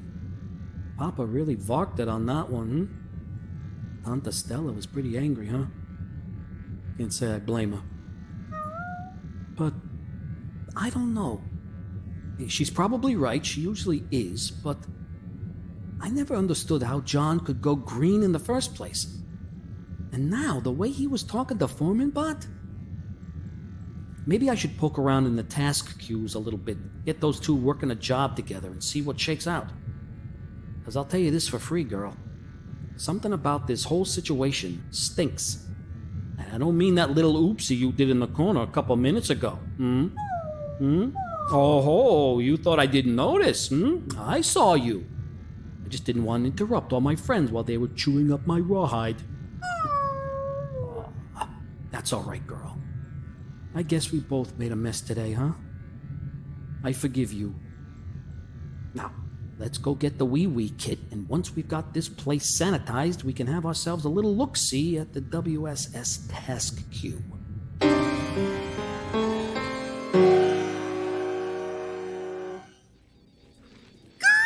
to you, dear friend of Althaar, Rilfirsen Borit and Lurbash Tandarapos Brudefjell. Althaar has a great many eventuatings to make informing of, so he would do... Oh no! The letters of Althaar have been so numerous during this cycle that his data storing has completely filled of itself. Althaar must perform the out-cleaning of this before he can be recording upon further letters. But he does not wish to make interruption of his thought flowings to do so at once. Oh, perhaps the vaporous storage of Hecknet can be applied to contain the overflowings. Yes, an excellent solving. Hey, human stud. Welcome to the Human Exchange Concourse's Dictation Center, After Dark. If you've got a dirty little secret that's ready to burst out from deep down inside, our absolutely insatiable speech recognition algorithm is just begging to take it from your lips. No, thanking you. Althaar is not a human. Please do not be making sex at Althaar Althar, please. Thank you for choosing the Human Exchange Concourse's Dictation Center, valued customer. We appreciate your patronage. That's a human. You may begin speaking at any time. Althar must also remember to make adjustment of his personal HeckNet settings while he is out emptying of his data storage. But now, it is to the letters. Greeting to you, dear friend of Althar, real fierce and Berit Lurbash Tandaropos Spirit of Fjell. Althar was most pleased to hear that your seminar on the cloud christening rituals of Sambutan was success. All of Althar's friends who were sharing from it have made agreement that it was of great fascination and edification, and that the wit of real fierce and Berit Lurbash Tandaropos Spirit of Fjell is only growing with each metristal.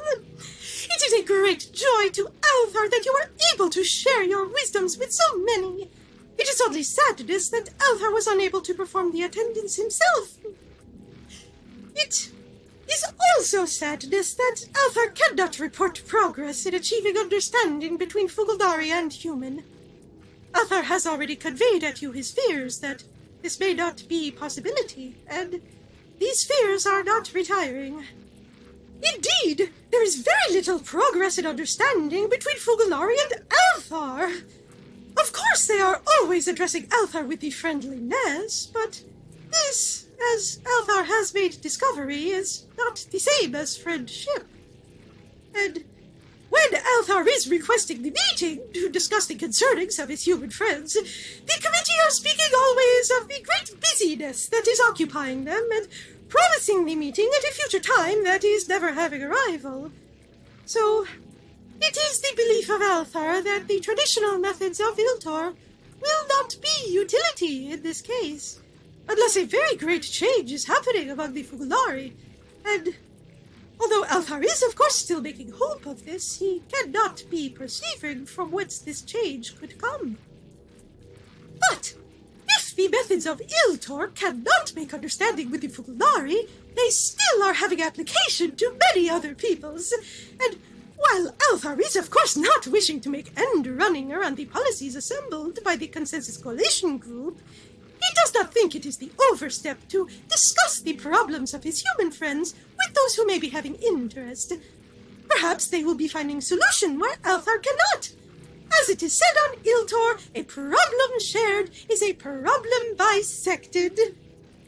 So, Althaar has made outreaching to the Mixolydians, as many of their people had previously made establishment of the businesses in human space, and the policies of the committee have of course caused great difficulty for these. Not to be mentioning that the dishonesty of the Fugulnari in their dealings is of great discordance with the Mixolydian nature. And Althaar is pleased to make report that his inquiries were received with great warmness by their occasionally productive but generally lethargic governmental council. Although, perhaps that name is indication that it is best not to be having the hopes too elevated of swift action from these quarterings. Althaar has also made addressment to several Bronsonians, as their people have been in the past very frequent visitors to the fairgrounds, and many remain here still. Althaar is not certain why the vacating has not been enforced upon them, unlike so many other visitors to human space, but it is possibility that the Fugulnari have simply not made notice that they are still here. Indeed, it is necessity to Althaar to employ great caution when he is enjoying the libations at the Electric Egg, the most hospitable multicultural eatery of which Althaar has been describing to you, so that he is not performing the inadvertent crushment of a Bronsonian fellow guest. But they are perhaps another people who may be confirming the reports of Althaar that all is not well in the League of Humans, and the advantages they are enjoying in the realm of unobstructed travel are not of refutation. And in the last event, upon the suggestion of Ciplan Gendarmish Paran Sibum Point, Althaar has been dispatching of several audiovisual communications to the Gendarans. The Gendarans are a humble people and often unenumerated by the more fortunately resourced species of the galaxy, but there are several who Althaar has made encounter of at the Electric Egg, where they are having employment as the busboys. Although, of course, the term boy cannot have literal application to the Gendaran life cycle. And Althaar has found the Gendarans to be a people most generous of spirit. They have shared many of their traditional canticles with Althaar, and he has found them of great beauty and inclination. It is a truth that their resourcings are few, but this could perhaps be of the advantage if the humans are requiring assistance from those who can move without observation. Gendarans are a so frequent sight across the galaxy, performing the little considered tasks that other sapiens do not wish to be doing for themselves, that their presence is rarely exciting the comment. Of course, Althaar is desiring that such deceptions will not be necessity, but he is not willing to let any avenue go untraversed if it can make helping of his human friends. So, it is remaining to be seen what success will make followance after Althaar's various conversing's, but Althaar will be of persistence. And he is asking his dear friend, to be sharing with Althaar if you are upcoming with any potential allies to the humans that he has yet to make consideration of. Althaar is, of course, deeply grateful to you for discharging to him the many discussions of the Fugulnari question that are making emergence on Iltor, and for bestowing your own wisdom toward Althaar on these and so many other matters. With the dearest wishing for your continued health and happiness, your friend, Althaar.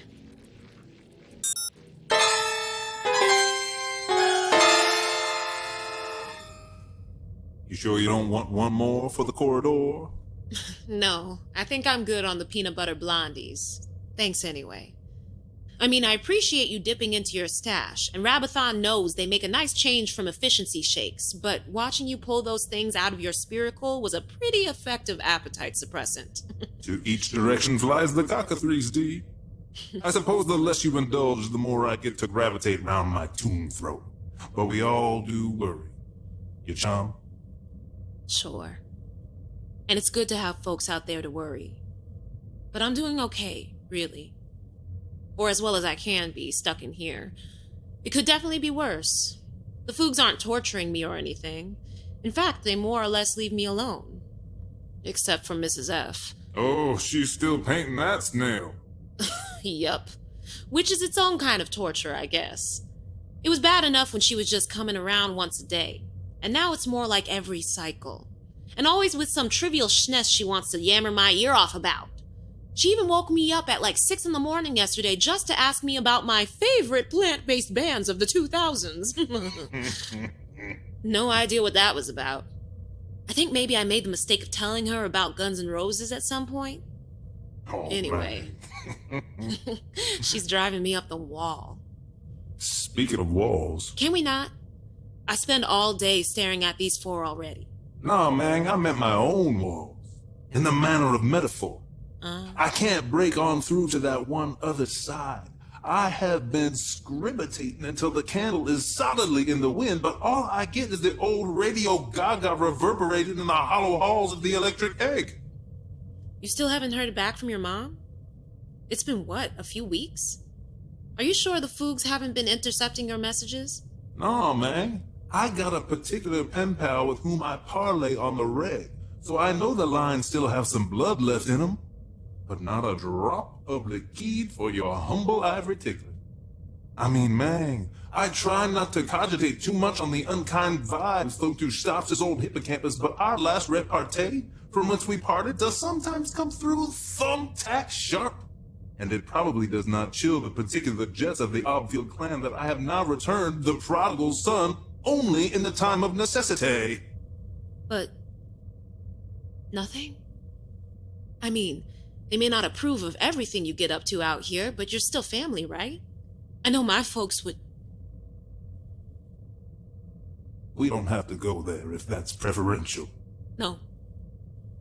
No, it's okay. You haven't heard anything new, right?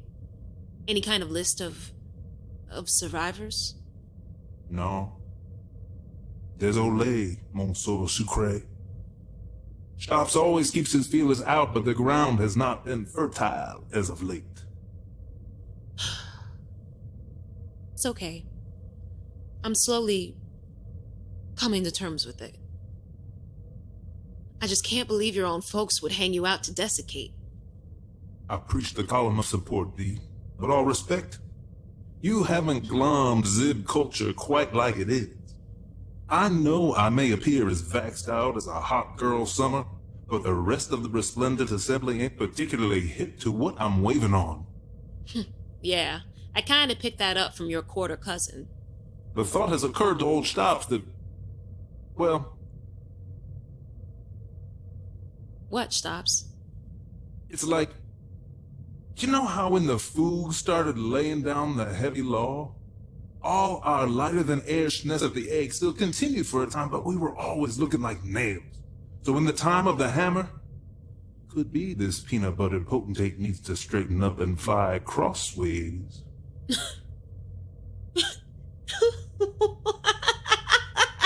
D. What's so funny, D? Sorry, Xtopps. I can't even picture it. I mean, I know you managed it once for like 10 minutes, but I'm sorry, there's no way you could keep that up on the reg. Strutting around all regal with a scepter up your butt. This may be an eyebrow-elevating experience for you, D, but you know, the fairgrounds changes people. In fact, this half-blasted wayward baronet has been holding court, if you can box the colors on that. I literally can't.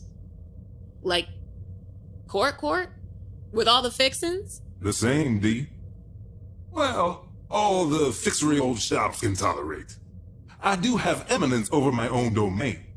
But while I do admit some anomie vis-a-vis the standard baronetcy, the zib behind the curtain work is very much of the emerald variety. Wow, Xtopps. I didn't know you had it in you. You didn't know I was panoramic? And we are under the archway of a particularly non-cromulent age. I always try to dangle off the no sombrero mantra to simply let the sauce pour off the freebird a l'orange. But man, it has gotten harder and harder to orientate. My cogitation vector is directionalized hard towards dis-ease. Without the sweet lubrication of the legumination, I would be one sorry bottom zib indeed. Yeah.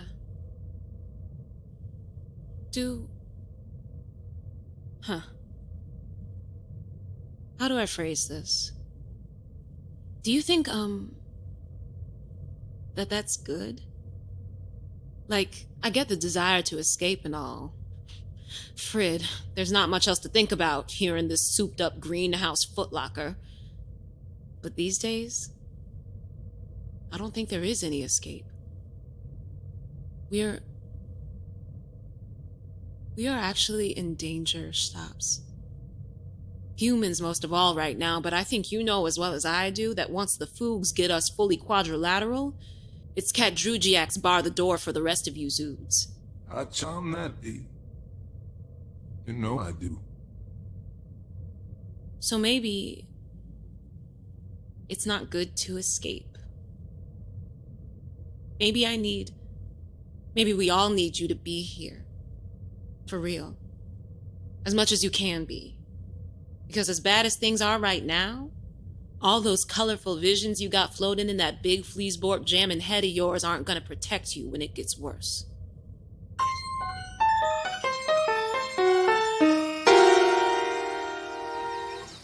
You know, this was always my favorite hydroponics part. The flagstones, the little waves of the pond, that carefully calibrated gentle breeze. I guess you must like it too, huh? Okay, so you folks are probably just regular water lilies. That's nice too, actually. The breeze must help you with, like, pollination and stuff. I always assumed it was for us humans to make it feel more like home. Although, I guess Earth isn't actually home for a lot of us. But maybe they have, like, an ancestral sense of what it should be like. Or maybe they visit Earth and they're like, ew, what is this? Where are the methane crystals? Why is all this air hitting my face? Every little thing on this station was designed for a reason, wasn't it? Or maybe not, since the whole thing was thrown together by a bunch of yonked-out gnolls who couldn't agree on which foot to use first in the potato sack race. Not that there are potato sacks anymore. Or potatoes, mostly. Could be that breeze is just leakage from a broken pressure duct. It's still nice, though. And, of course, as soon as my day gets slightly less miserable, the fairgrounds intervenes. What have we got this time? AV board needs repointing over in the Trundle in the Jungle Pavilion? The frid is that? Well, at least it's not far.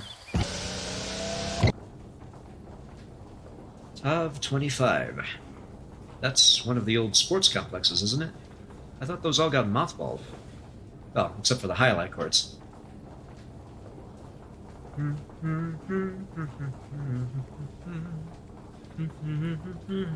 and now that's stuck in my head again. Mrs. F sure knows her way around an earworm. Oh, hey, Sheryl. Flawed off, Booster. Have an efficient day. It's the really, really great. That's really... Oh, my... Ugh. Maybe the Muzak in the elevator will help? Or maybe not.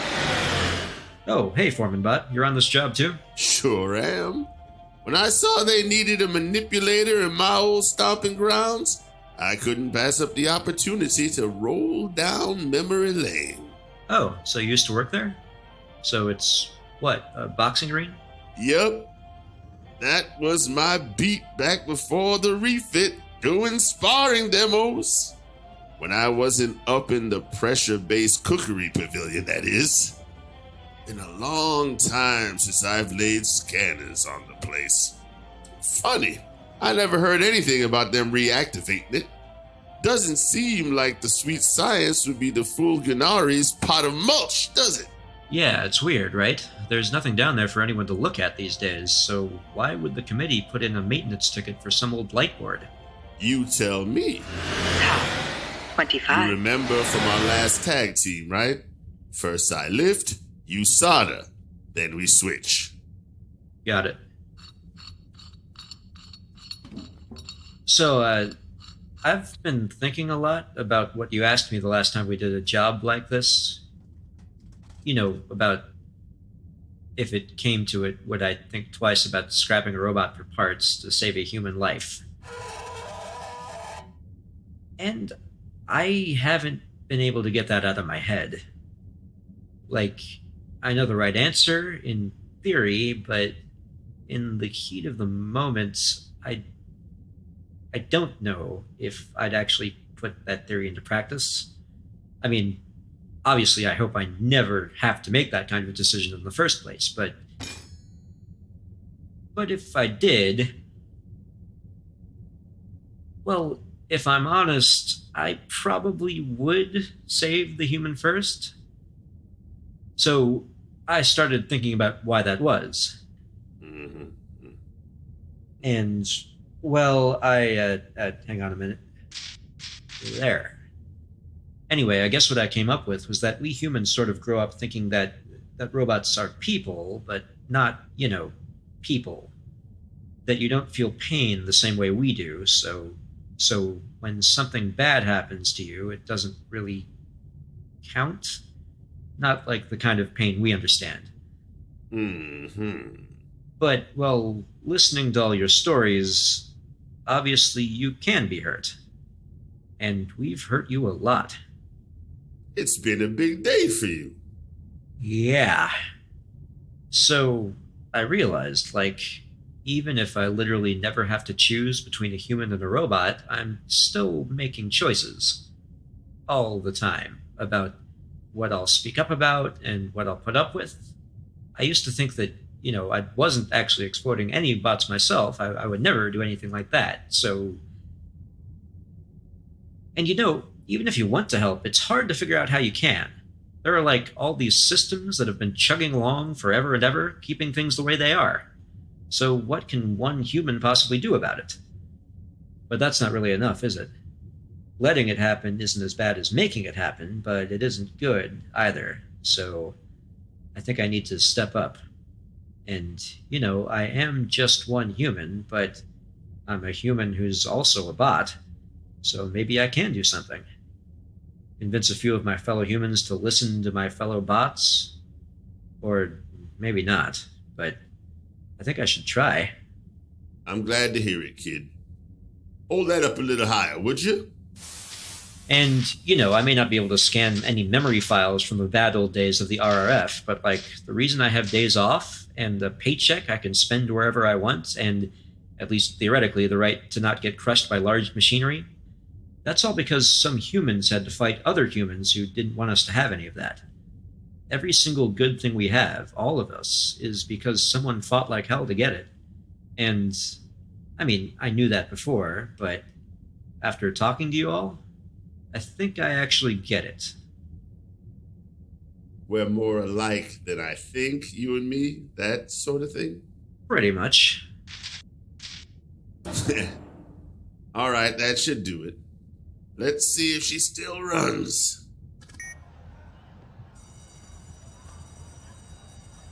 Whoa. Right? It's too bad all this is just sitting down here with no one to appreciate it. Yeah. Although, I lost the title in this one. Oh, the human foreman did. You ever hear what he said afterwards? No. It just wasn't my night. It's strange being a bot programmed to act like a human. All that information zipping up and down my circuitry. And I still don't understand why you folks want to hurt each other. Robots can be programmed. Humans, well, I guess it's like you said, humans can be programmed too. Yeah. ForemanBot, I want to answer your question from before about who I am. Oh. Yeah, it's actually not a question that's necessarily a good idea for me to answer, but I think I need to, so you can understand. Okay. Alright, so after what went down at New Year's, you remember? With RAM like mine, kid, I remember everything. But I doubt anyone around here is going to forget that night anytime soon. Right. Well, after that, some people, and don't ask me who, because that's definitely not my secret to be spilling, they asked me to pretend to be something I'm not. To pretend to support the Fugulnari. To sign up as a booster, to publicly declare my allegiance to the aliens who want to subjugate my species, so I could get information from the inside. So I could maybe help put a stop to it. And I didn't know if I could, but I said yes. Man. Good on you. So yeah, that's who I am. Not actually a booster, not legally a human, not really a robot. Just a guy who was asked to take a reckless, terrifying, potentially lethal, possibly pointless risk. A guy who peed in his pants a little about it and then went ahead and did it anyway. And now, a guy you could get mulched with a quick word in the wrong ear, or whatever the folks you're with. I've never been clear on that. I'm placing a lot of trust in you here, is what I'm saying. I appreciate it, kid. And you don't have anything to worry about, not from me. Thanks.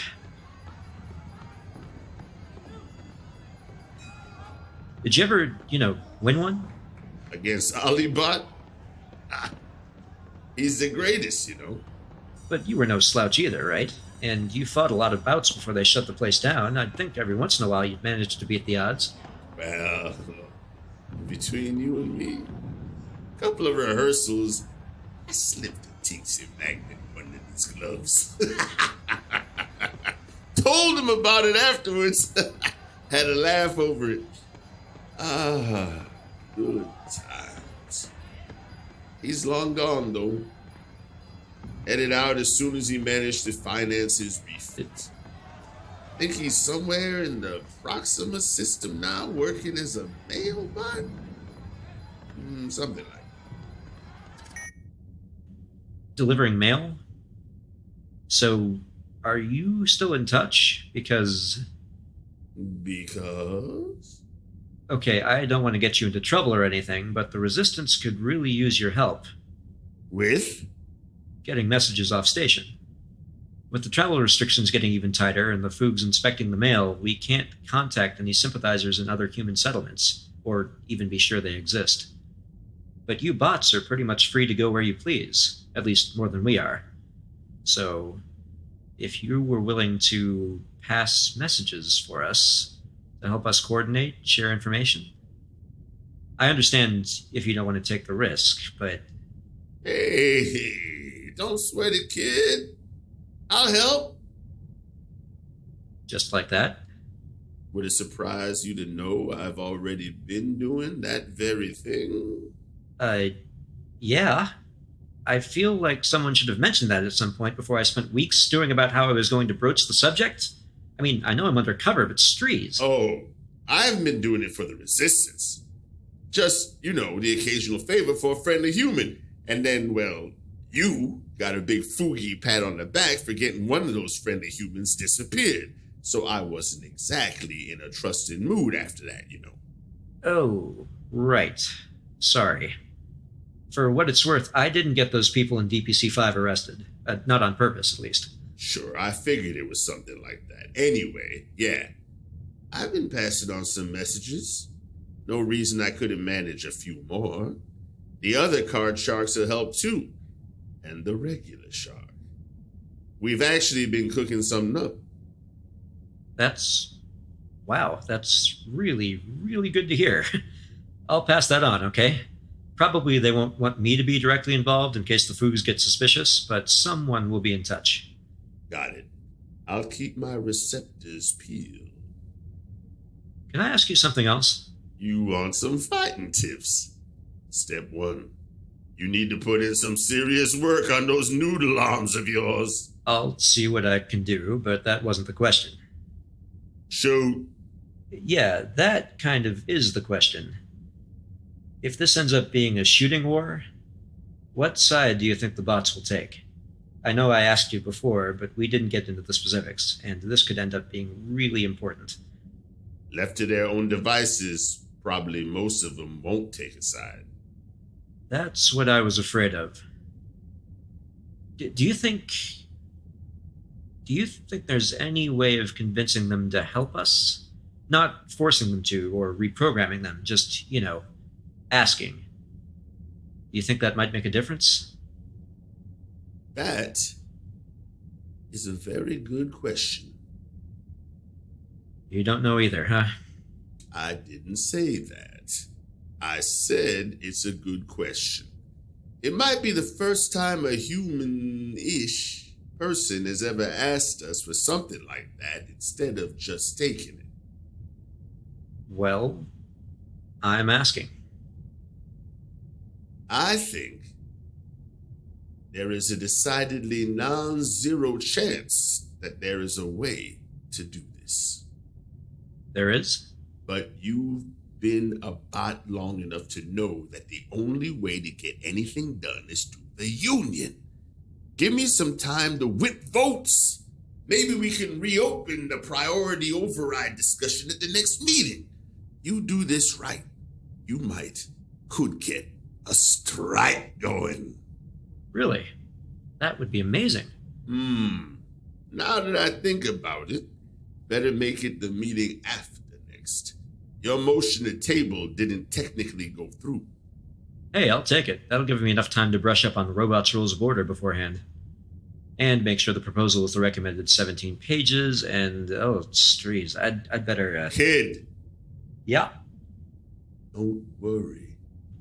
I got your back. You're a Union bot. Thanks.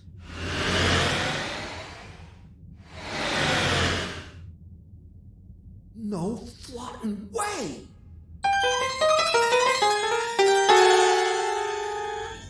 Well, that went, swimmingly. Much better than I expected. Agreed, Commander. Big Steve took to you like a DeLorean to an omnidirectional bidet. I'm not sure I appreciate that comparison, but I'm not going to squander this rare celebratory mood making a thing of it. As you like, sir. So you were watching all that then?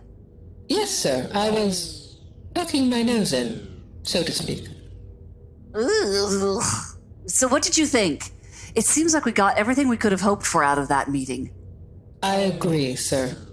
We will, of course, need to establish some manner of covert delivery system for Caridata's aid packages before they can be of any actual use. But all in all, a very productive cycle's work. Thank you, Frall. You could celebrate your accomplishment with a sampling from the Enerva Crunch sampler basket on your desk. The what now? Where did that come from? It would appear the Delurians have, within the past 6 hours, branched out into the masticable clean energy bar market as well. Would you care to sample one? I don't think so. My taste buds are still recovering from all those Revita slams. Are you sure, sir? You have not eaten anything for the last 16.23 hours. Really? Huh. I guess you're right. I was so keyed up about my presentation, I didn't even notice. I suppose all those lovingly crafted gift baskets are a kind gesture, even if they were put together by a collection of assholes. Was that double entendre deliberate? You're the one who can read my thoughts, Frall. I'm sure you can figure that out. Oh, I was fully aware of your intent, Commander. But I felt the follow-up question would be appropriate by way of demonstrating that I did indeed get the play on words. That's even worse than the tease! Speaking of gift baskets, Commander. Oh, I'm sorry, Frall. I completely forgot to get you your own basket. I was so preoccupied with... Hey, did you trick me into taking a bite of this disgusting concentrated dog food plank just to get back at me for that? Me, sir? Why, I wouldn't dream of it.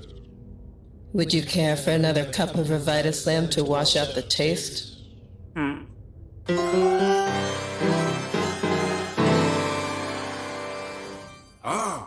Another delivery has crossed the rubric.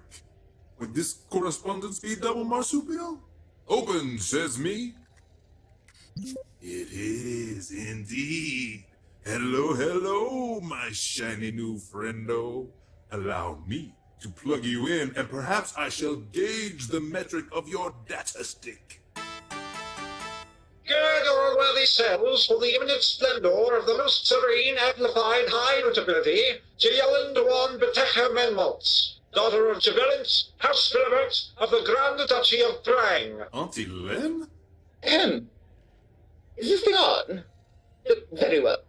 Dearest quarter cousin, I address you on behalf of the Grand Duchess, your mother, as she remains too grief-stricken by her disregard for the 53 principles, not to mention the very honor of House Bilibert, to engage in every correspondence.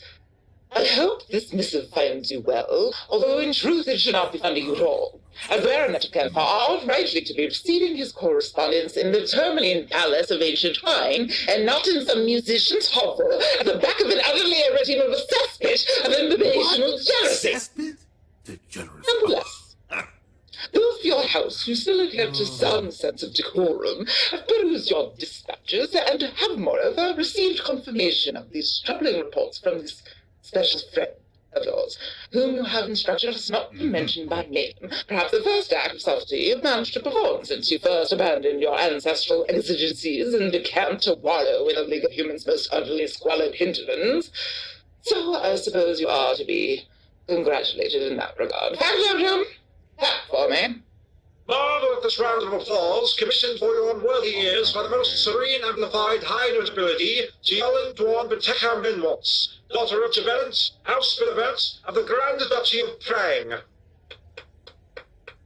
No, slower. Slower, you fool. I was being sarcastic. Enough. Now then, while we do find the contents of your dispatches to be of concern, Quarter Cousin, it should come as no surprise to you that we, the illustrious and highly decorous House of Vert, cannot appear to cater to the whims of such a profligately unorthodox junior member as yourself, regardless of the high regard in which the Grand Duchess your mother is held by her colleagues in the resplendent assembly.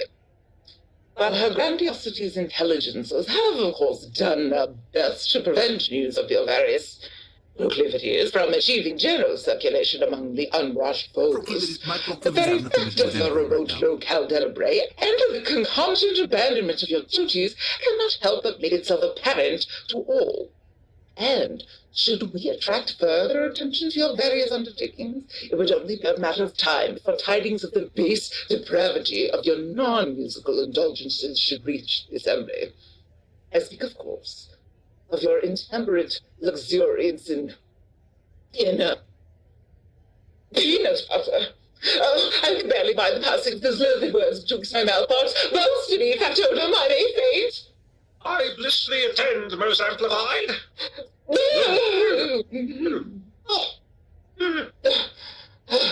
My nose, just stop fanning, stop. My equilibrium is restored. Now unhand me, skull. I must complete the upbraiding of my delinquent quarter cousin before we depart for the ceremony of diurnal magnification. Come on! Where was I? You were remonstrating the baronet on the problem of credibility caused by his ignominious roguery, your effulgence. Ah, yes. In short, quarter cousin, you are unreliable in every sense of the word. Thus, I have been requested to convey to you that, disquieting though your intelligence from within the League of Humans may be, there is very little that can be achieved on the basis of reports from such a sybarite and willfully inconstant source. Indeed, there are those within our house who have suggested that all these dire portents may be the mere phantasms of lagoon-addled intellect. So, heed my words, your radiance. Unless it is your intention to reverse the dire course you have pursued since your unfortunate leave-taking, return to ancient Hwine, and resume your appurtenant service to the blessed Imperium, I'm afraid any further implorations on your part will be for naught. Factotum, the closing salutation. Now follows the official valediction of Her Most Serene Amplified High Notability, Kwontz Beteka Nerds.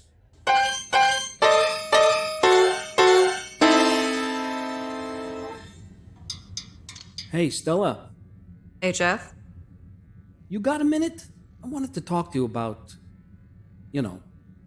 Right. Listen, HF, I know I was harsh with you back there, but you know as well as anybody how important operational security is for us. Yeah. So you know what kind of disaster it would be for a booster to discover our location. Even a booster we both used to care about. There's no way we could justify taking that kind of risk. Sure, I know all that. But I also know John B's no booster. And I'm pretty sure you knew that already. How? Well, I managed to arrange a co-work situation with him and Frallen-Br'ar so I could listen in. But I'm guessing you'll be hearing all about it from the kid pretty soon. If you don't mind me asking, how exactly have you been hearing from him? No, I don't mind. I've been getting antsy about not having a backup on that anyway. We've been talking through Frall. Ah, smart. They're the one line of communication the Fugs definitely can't intercept. Exactly. So, John's got a code word he can use whenever he has a job on the bridge, and that cues Torianna to drag him into her office so he can pass on information while she pretends to bite his head off. Mindy's in on this too? You're kidding! I mean, I knew she wasn't exactly sympathetic to the Fugs, but I could have sworn she was playing it safe just to keep her job. She even called me a couple weeks ago to tip me off about that camera thing, and I never guessed! Boy, did you all drop the blast shield over my eyes. It's nothing personal, HF. We all agreed at the beginning that we had to keep this strictly between us. One word to the wrong person could cost John his life. No, yeah, of course. So, when was the beginning? How long has the kid been doing this? Ever since we went off the grid. New Year's. Wow. That's... wow.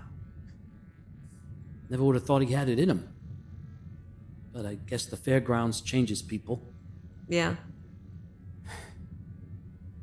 Of all the dumb things that kid could have done, this is the bravest and the dumbest I think I've ever heard of. And here I was just getting used to the idea that one of my under-assistants might actually survive long enough to make it off this heap. He will if I have anything to say about it. So listen, HF, I trust you, and I have to admit it will be a relief to have someone else around to talk to about all this, but... But Johnny's gonna get mulched if I keep running my mouth. That's the long and short of it, yeah. No, I get it. I mean, now I do. Better late than never, though, right? So if anyone should ask me about this conversation, I am in here offering you a mostly sincere apology, after which you're going to give me a stern but fair lecture about operational security and risk management. And in a few minutes, I'll be fully on board the ISS John is a useless traitor. Works for me. And thanks. So the kid's just out there? All alone? With no one to back him up? Or, well, not no one now that he spilled the beans to Frallen-Br'ar, but... You what? Yeah, they had a real heart-to-processing core down in the old Trundle in the Jungle Pavilion. Crap. Nah, we got nothing to worry about there. I heard the whole thing. Either Frallen-Br'ar's on our side, or he's the best robotic actor since Emotibot 913.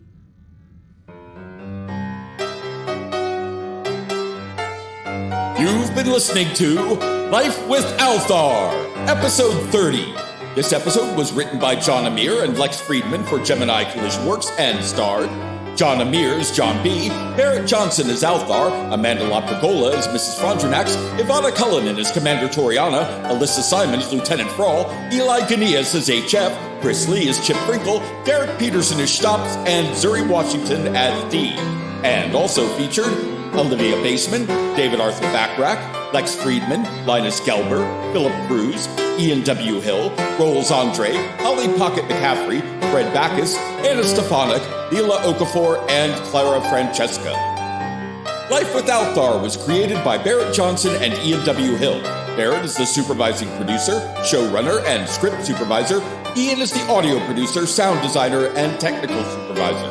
The writer's room consists of Barrett, Ian, John, Phil, Lex, Linus, Amanda, and Chris. Theme and interstitial music composed and performed by Anna Stefanik. Life with Althaar logo and illustration created by Dean Haspeel. Library music and sound effects licensed from Storyblocks. The entire production is copyright 2021 Gemini Collision Works. We'll be back in 2 weeks with another Tale from the Fairgrounds. But first, let's see how a busy young Iltorian relaxes after a day filled with vital diplomatic correspondence. Do not be galumphing in that direction, Seen Pagophilus, for in that way danger is lying. Oh, who is making arrival at the home of friend John and Althaar? Greeting to you! Who is it that is requesting entry, please? I return your greetings, esteemed Iltorian. It is I, Rohan, of the Diplomatic Legion of the Federated States of Gendar, who has arrived to proffer his services and now requests entry. Also, please hurry, because I have with me a full cohort of my compatriots, several of whom must beg the use of your restroom with great urgency. Oh, enter and be welcomed, please! The apparatus of excretion can be found down the Widdershins hallway, behind the last aperture on the left, esteemed guests. I call dibs. My apologies, Cassine, for the unseemly haste of my colleagues, but we purchased several curious meat sticks at the 725 after our arrival, and appears to be having a negative interaction with many of their various medications. Oh, it is of no trouble to Althaar. Is there any other assistance he can make offering of to you, beyond the use of the toileting facilities? But it is we who have come to assist you. You are the same Althaar who of late sent a call of distress to the Federated States, are you not? Oh, yes! Althaar was making correspondence with the Gendaran leadership. But Althaar had not expectation of so swift a response from your people, and in the person. This is the surprise of great pleasantness. And it's a great pleasure to meet you, Seen Althaar. Not to mention a great relief to have at last located your lodgings. Whoever planned the corridors in this place must have been high over the Mount of Ganias. But no matter. I, Rohan, Special Diplomatic Envoy from the Federated States of Gendar, answer your call. I proffer my services as a seasoned diplomat, adventurer, and interstellar Gendaran of mystery and... Perhaps we complete our formal introductions at a later time. I believe I also must avail myself of your facilities without delay. But of course, in Rohan, you are most welcomed. Much obliged. Althaar is pleased to be making acquaintance on so many new Gendaran friends.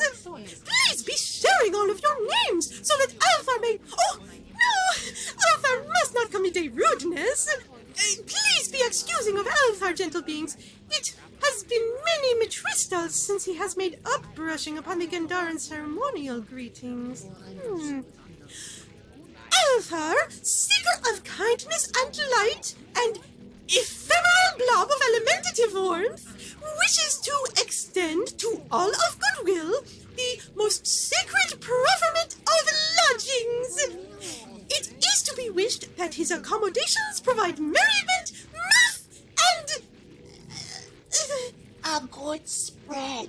Oh, yes, thanking you, Gisine, and a good spreading to you all. I, Pattervane, second in command among envoys of the Diplomatic Legion of the Federated States of Gendar, accept your profferment and give the word of my cohort that we will treat your freeholdings with the care and respect they are due, pay obeisance to all your customs to the extent we are able, and chip in for snacks. Although, of course, we may not conclude the solemnities until a ranking member of our delegation has returned from committing unspeakable acts of voidance upon your commode. I do not believe I should say more. So I will not. Oh, of course, it is most proper to make waiting upon your leader.